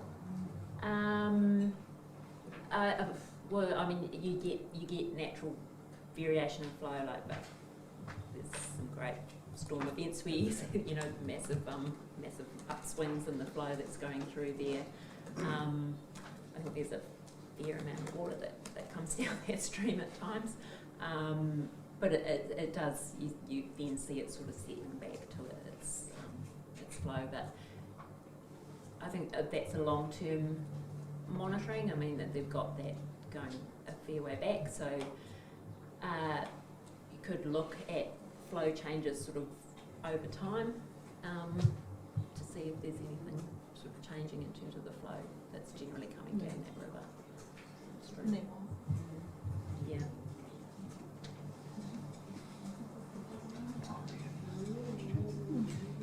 Peter. Yeah, Do you able to answer those questions? I do have the flow information from NIWA if you'd like me to share that. Yeah, that'd be worth just tracking. And that goes back a long time, doesn't it? The records that we have date back to 2001. So there's 20 years of data.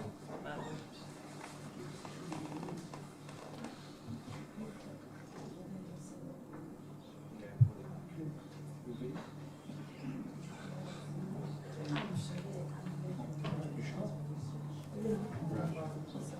Are there any further sorry. If I may, Madam Chair. What are the opportunities of aligning your work with Pataka Kai project, the project that Alpha and Dean presented on? Because if you're doing counts on species and tuna, and it just seems that the work you're doing dovetails nicely in with Elva and Dean's project, and whether or not there's an opportunity for a conversation here. Yeah, definitely. I guess the work we're doing each year tells us more about the fish community. We've found, since we started doing this work, giant kokopū hadn't been sort of recorded in the stream, and bandicoot kokopū as well. So each year we find out a bit more about what's living in that stream. I guess we're quite targeted where we're doing our monitoring, but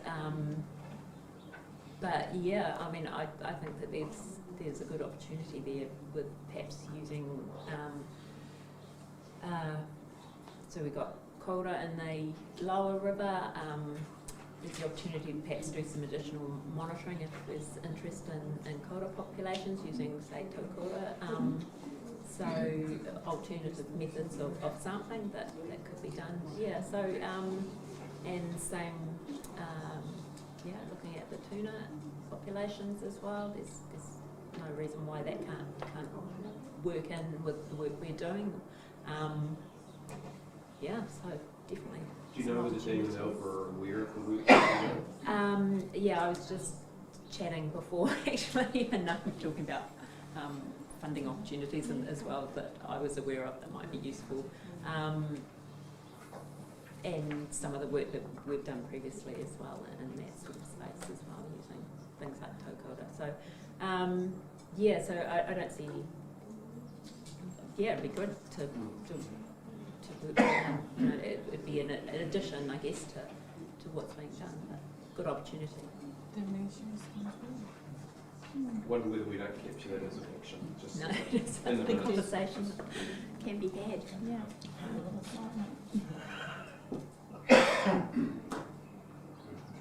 Any further discussion? Yeah, just in response to you, Ruben, I've brought up before about bores, water bores at residential properties and so on. I'm wondering if you can provide some information around there, just so that we can establish a reasonably accurate estimate of what water is available, because these guys are not required to seek consent. So I can certainly provide information about bores that have gone in since the rules changed, requiring consents to install bores, and essentially the information that we have on what bores are around. It won't be a complete picture, but you can share what the regional council is. What we do know and what we don't know. Yeah. For you, Chair, as to you, Ruben, can you also sort of give while you're looking at the bores, what sort of time frame has been consented for the use? Yes. 30 years is a long time. I can. I'll briefly respond to that now, if that's okay, and then come back with some more information. There are a range of authorizations that existed prior to the Resource Management Act coming into effect in 1991. Those all expire in 2026, so not too far away. The consents that have been granted since the RMA came into force in 91 have all been for shorter durations, and I think I'm right in saying that there won't be any that have been granted for periods longer than 15 years that are still around at the moment. So we're not locked too far into the future, but certainly we'll come back with more detail around that. Yes, it'll be certainly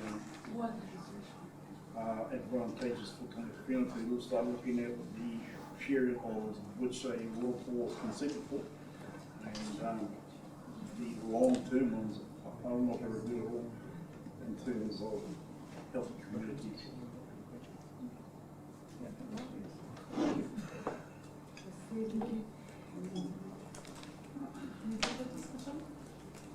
Sorry, just one last one.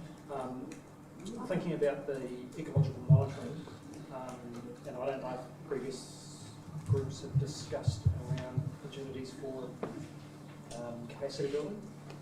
I'm aware that, you know, for some iwi and whānau who have kids at university doing ecology and other kinds of things, whether there's opportunity or scope through the monitoring, the ecological monitoring in particular, there's opportunity for whether it's students or younger ones wanting to learn or get involved, whether there's scope for that kind of thing to occur, particularly for our iwi and hapu whānau members. Just, yeah, we want to put that out there. Oh, certainly. Just through you, Madam Chair, you're very conscious of making those opportunities available through the monitoring that we're doing in the way. Something that we're very often interested where we can. Is there any further discussion? Which I can move on. Recommendation that the Waiari Kaitiaki Advisory Group receives the Waiari Water Supply Scheme Project Update Report. Pulu for second.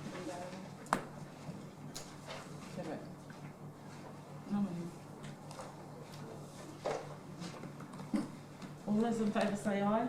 Aye. All those against say no. Will there be any abstentions?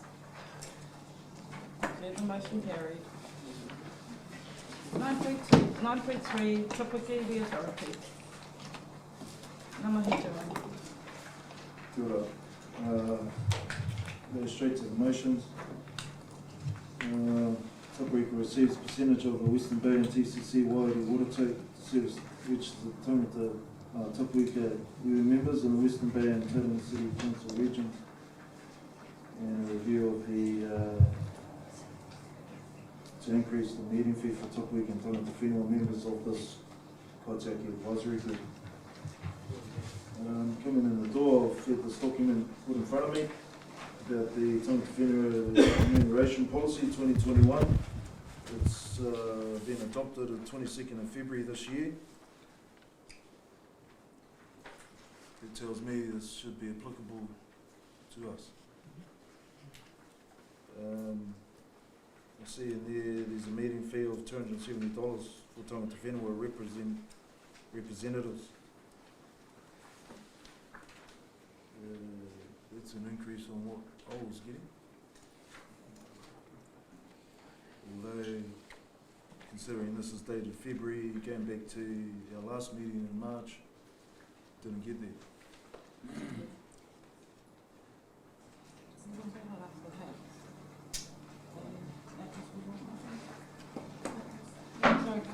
Thank you.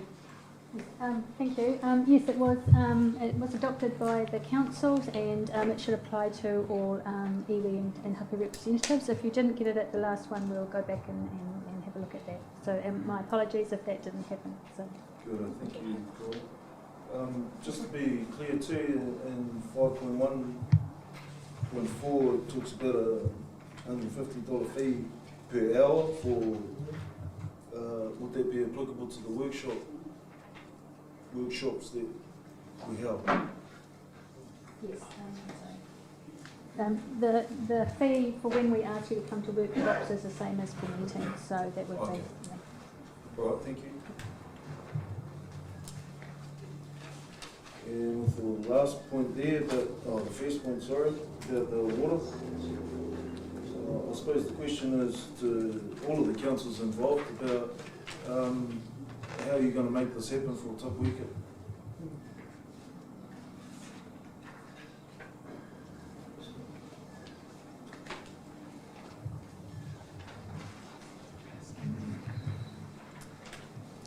I just have a question, Joanne, and it's in relation to the wording of that recommendation. So, Tapuika Iwi Authority The request is that Tapuika Iwi Authority receives a percentage of the Western Bay of Plenty and TCC Waiari water take, which is 65637, to service registered Tapuika Iwi members. Are you talking in response to your Iwi Authority members? Correct. Correct? Correct.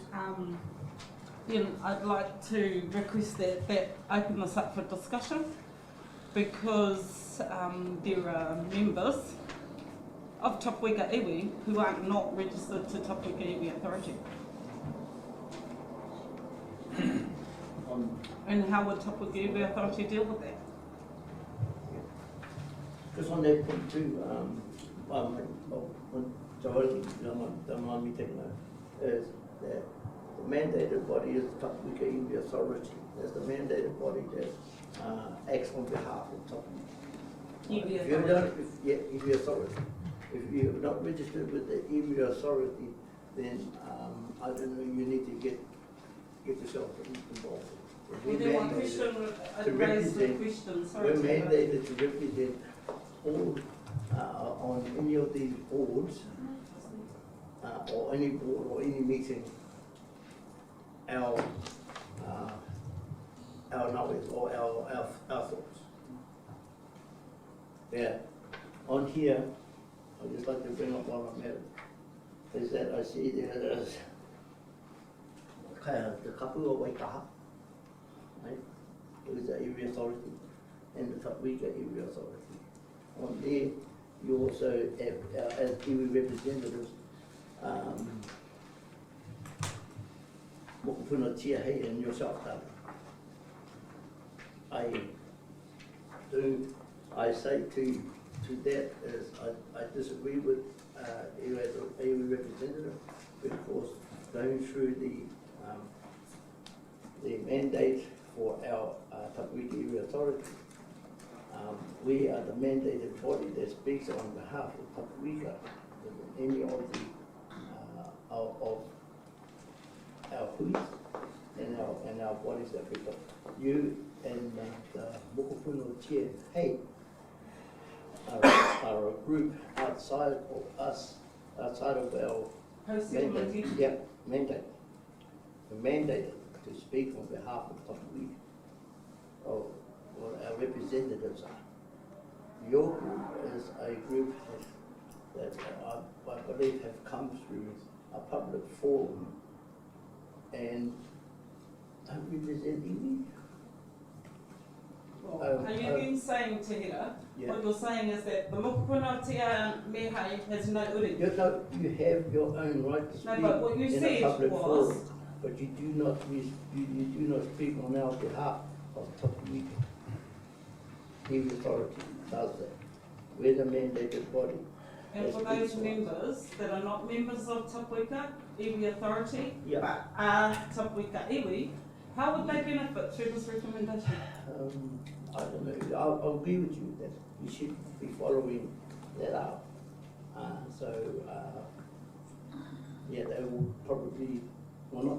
Well, let's just put it on the table to our, how to percentage, how to pay henity e he ana, a Tapuika Iwi Authority.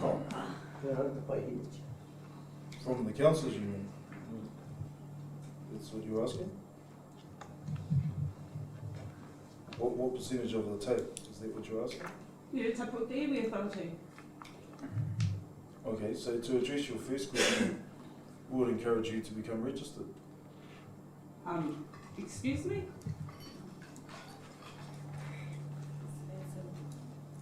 Excuse me, Joel. I'm answering your question. Would encourage you to be a registered member of the Tapuika Area Authority. I do registered. Mōhio koe, hea ai, I mahi au tēnā. Kare tae te tuhi ri tuata, e pāna ki au, ka noho a. Ka noho aha. Kei raro i te maru o Tapuika Iwi Authority. Kei konei te wāhi, me kōrero hea tia. Tēnei take. Ko whakautu o tō pātau.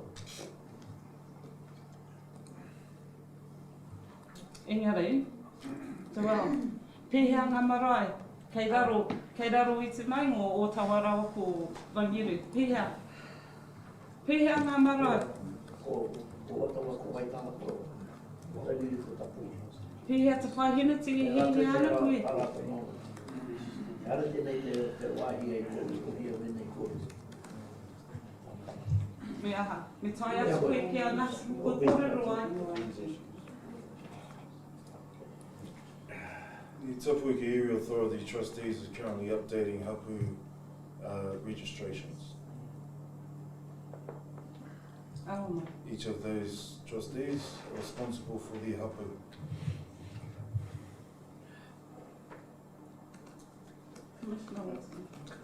Thanks, Chair. I was going to suggest that we request staff to report back to the advisory group on any requests to provide water from the Waiari scheme. Just leave it at that.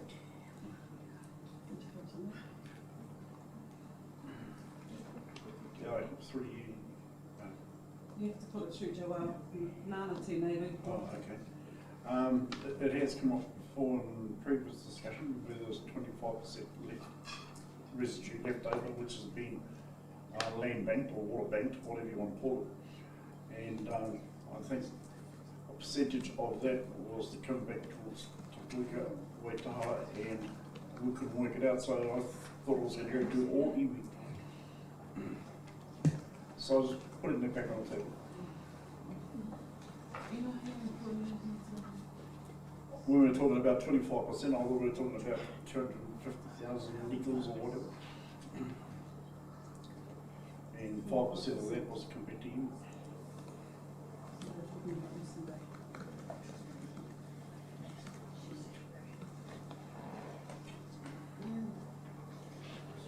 In terms of percentages, this came back to a question asked by Kelvin Hill about how much percent do you want. I think the reasonable answer to that question is enough water to see our people into the future. How much water is there? Well, I can't put a litre on that at the moment, but you know, and it's been acknowledged in the pōwhiri.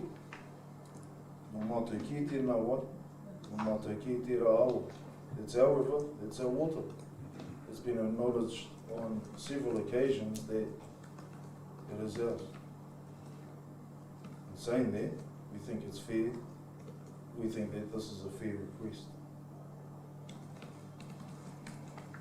Madam Chair, I think Commissioner Wolseley had a sensible suggestion that that needs to be worked out, and staff probably need to go to their decision makers on how that may or may not be possible, or what costs might be associated, and all the details underneath that. I think for our whānau, it's not for them to work out those things that are, you know, outside of that technical gambit. So maybe that's a way forward, if that's all right and works for you, Joelle, is that somebody works out what might be possible.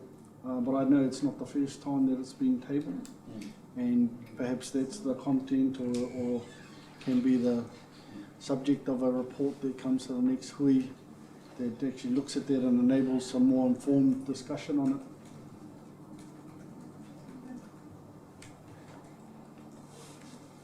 It might also enable our Kaitiaki groups to have a kōrero outside of this, to work out more detail on what that expectation might look like, rather than have that kōrero here.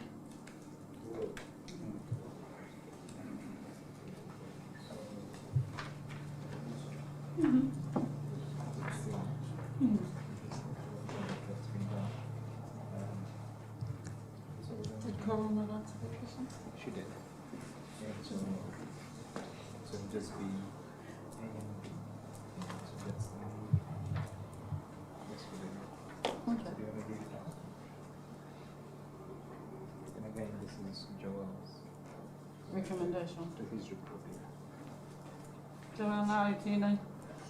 The recommendation is that Waiari Kaitiaki Advisory Group A receives the Tapuika Area Authority report, B staff report and provide a report in the next Waiari Kaitiaki Advisory Group meeting regarding Tapuika Iwi Authority, receiving a percentage of the Western Bay District Council and Tauranga City Council Waiari water take, resource consent 65637, to service registered Tapuika Iwi Authority members in the Western Bay, Plenty and Tauranga City Council regions. Can I have a second vote, please?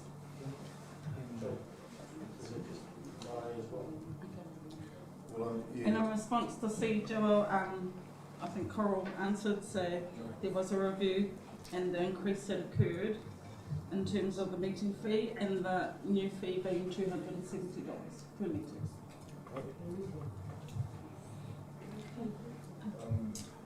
Yeah, I have requested that this water goes to service our Marae as well. I think it's important to have that in there.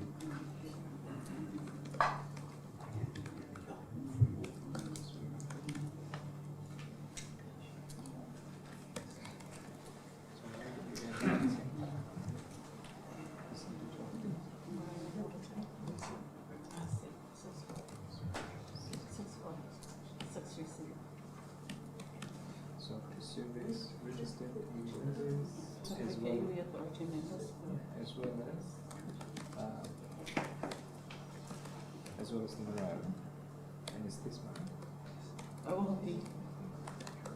Joel, he patai te Raj. Can you explain Marae and which Marae are you referring to? This Marae, Ngāti Moko, Ngāti Marikukere.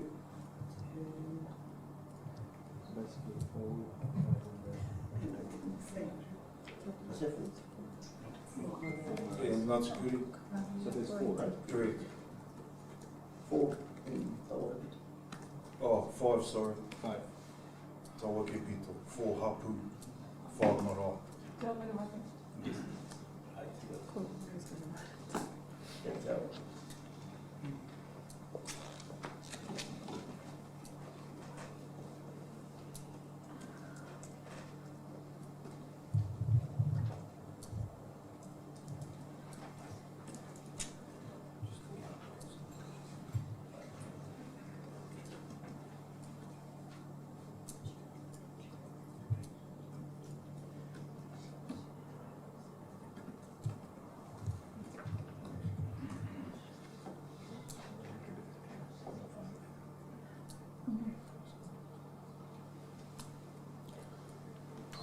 Can we hear it once more? Yes.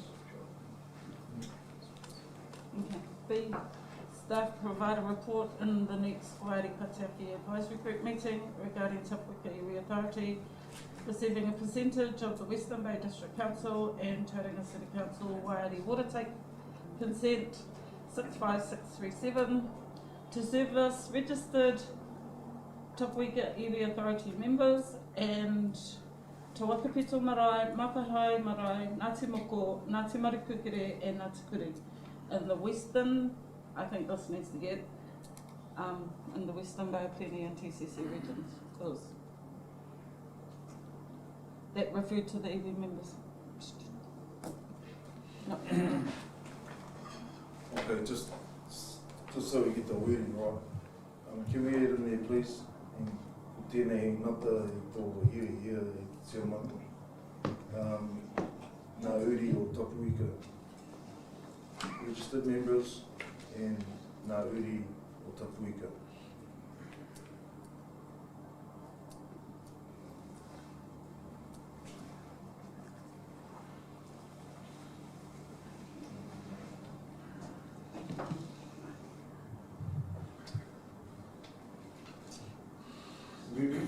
Once more, please.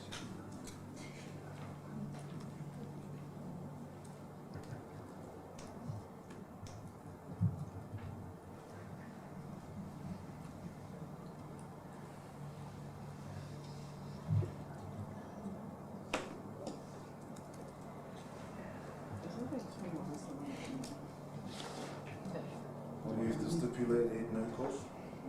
Sorry? Do we have to stipulate at no cost? Kaitakinga kaimahi. No cost. It says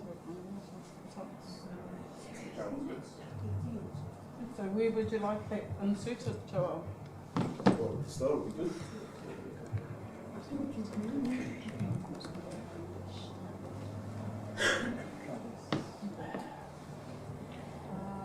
staff provide a report? Yeah, I don't know how much detail we need to get into, because at the end of the day, we've requested a report from staff. That does not indicate any future decision, because we are wanting some information on which to then discuss the matter and then make a decision one way or the other. So I just have some difficulty with at no cost. That's actually, we're asking for information from the staff and then we can consider all of those matters. Couldn't the cost be a part of that conversation, whether it can or can't happen? Yes, it can be part of the discussion when we get the report back, in my view. So I think it needs to stay there because the report might address that component.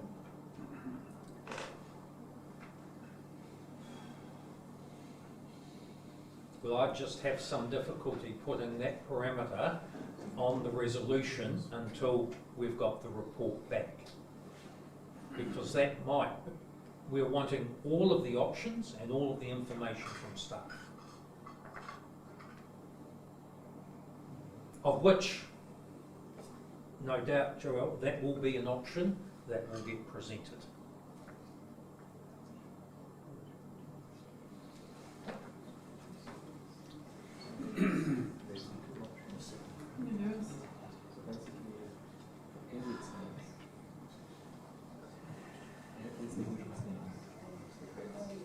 If you were to use the words including costs or otherwise, that might be a way of, It might be a way of finding some middle ground to report on it, whether there's a cost or otherwise. Yes. I was just thinking of wording of cost implications. The linguists come out.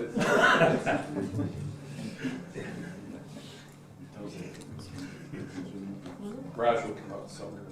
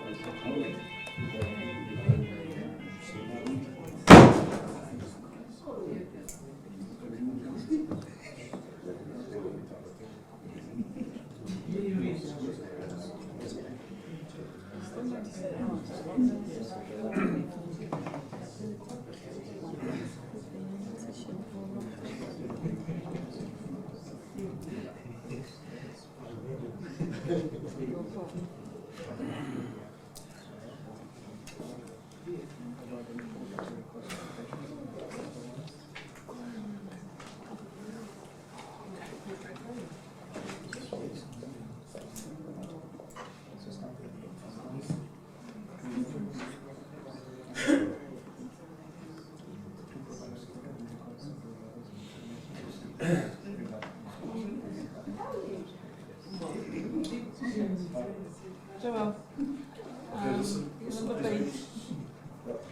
staff to provide a report including cost implications or otherwise in the next Waiari Kaitiaki Advice Group meeting regarding Tapuiki Iwi Authority receiving a percentage of the Western Bay Plenty District Council and Tauranga City Council Waiari water tap.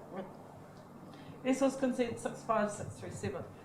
To service registered Tapuiki Iwi Authority members in Ngā Uri o Tapuika in Western Bay Plenty and TCC regions, including Te Wakapito Marae, Makahae Marae, Ngāti Moko, Ngāti Marikukere and Ngāti Kuri.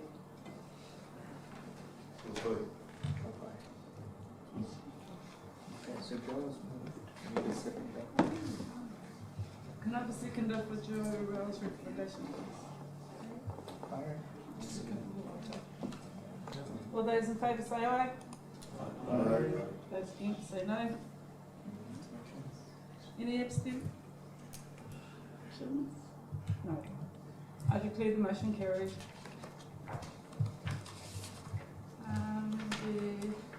Item number 10, discussion on late items. Are there any items that we discussed other than the two that are here and noted? No? Okay, first one. Meeting 1st of September, Waiari Kaitiaki Advisory Meeting to be moved to the 15th of an email or something. September. The members received the email from Raj advising of the date change. Yeah, what was the reasoning behind the change? Commissioners are unavailable during that period from August till September. I'm just the messenger, don't shoot me. Yeah. I was looking at this. I think we are away. Yes. And the second part is the next meeting, the last meeting of the year. It's a new meeting. Again, new meeting. New meeting. On the 24th of November to be held at Ngāti Moko Marae. Okay. Is there any other business? So the September meeting will be held In chambers. Yeah, as Okay. per normal. As per the terms of reference. Yep, just so I'm clear. Yeah. So we just need the members to be okay with it and then move them up. Members, do you have any further discussions? No? No. The motion is that the Waiari Kaitiaki Advisory Group receives the September date change and the new meeting in November to be held at Ngāti Moko Marae. Can I have a seconder, please?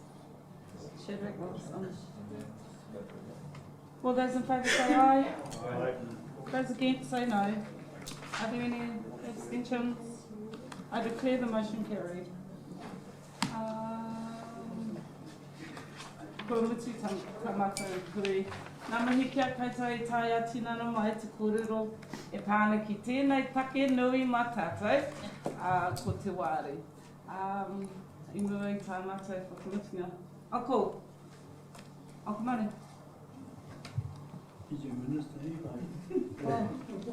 Karu i te rangi. Me tātou kapi a tata nui kua.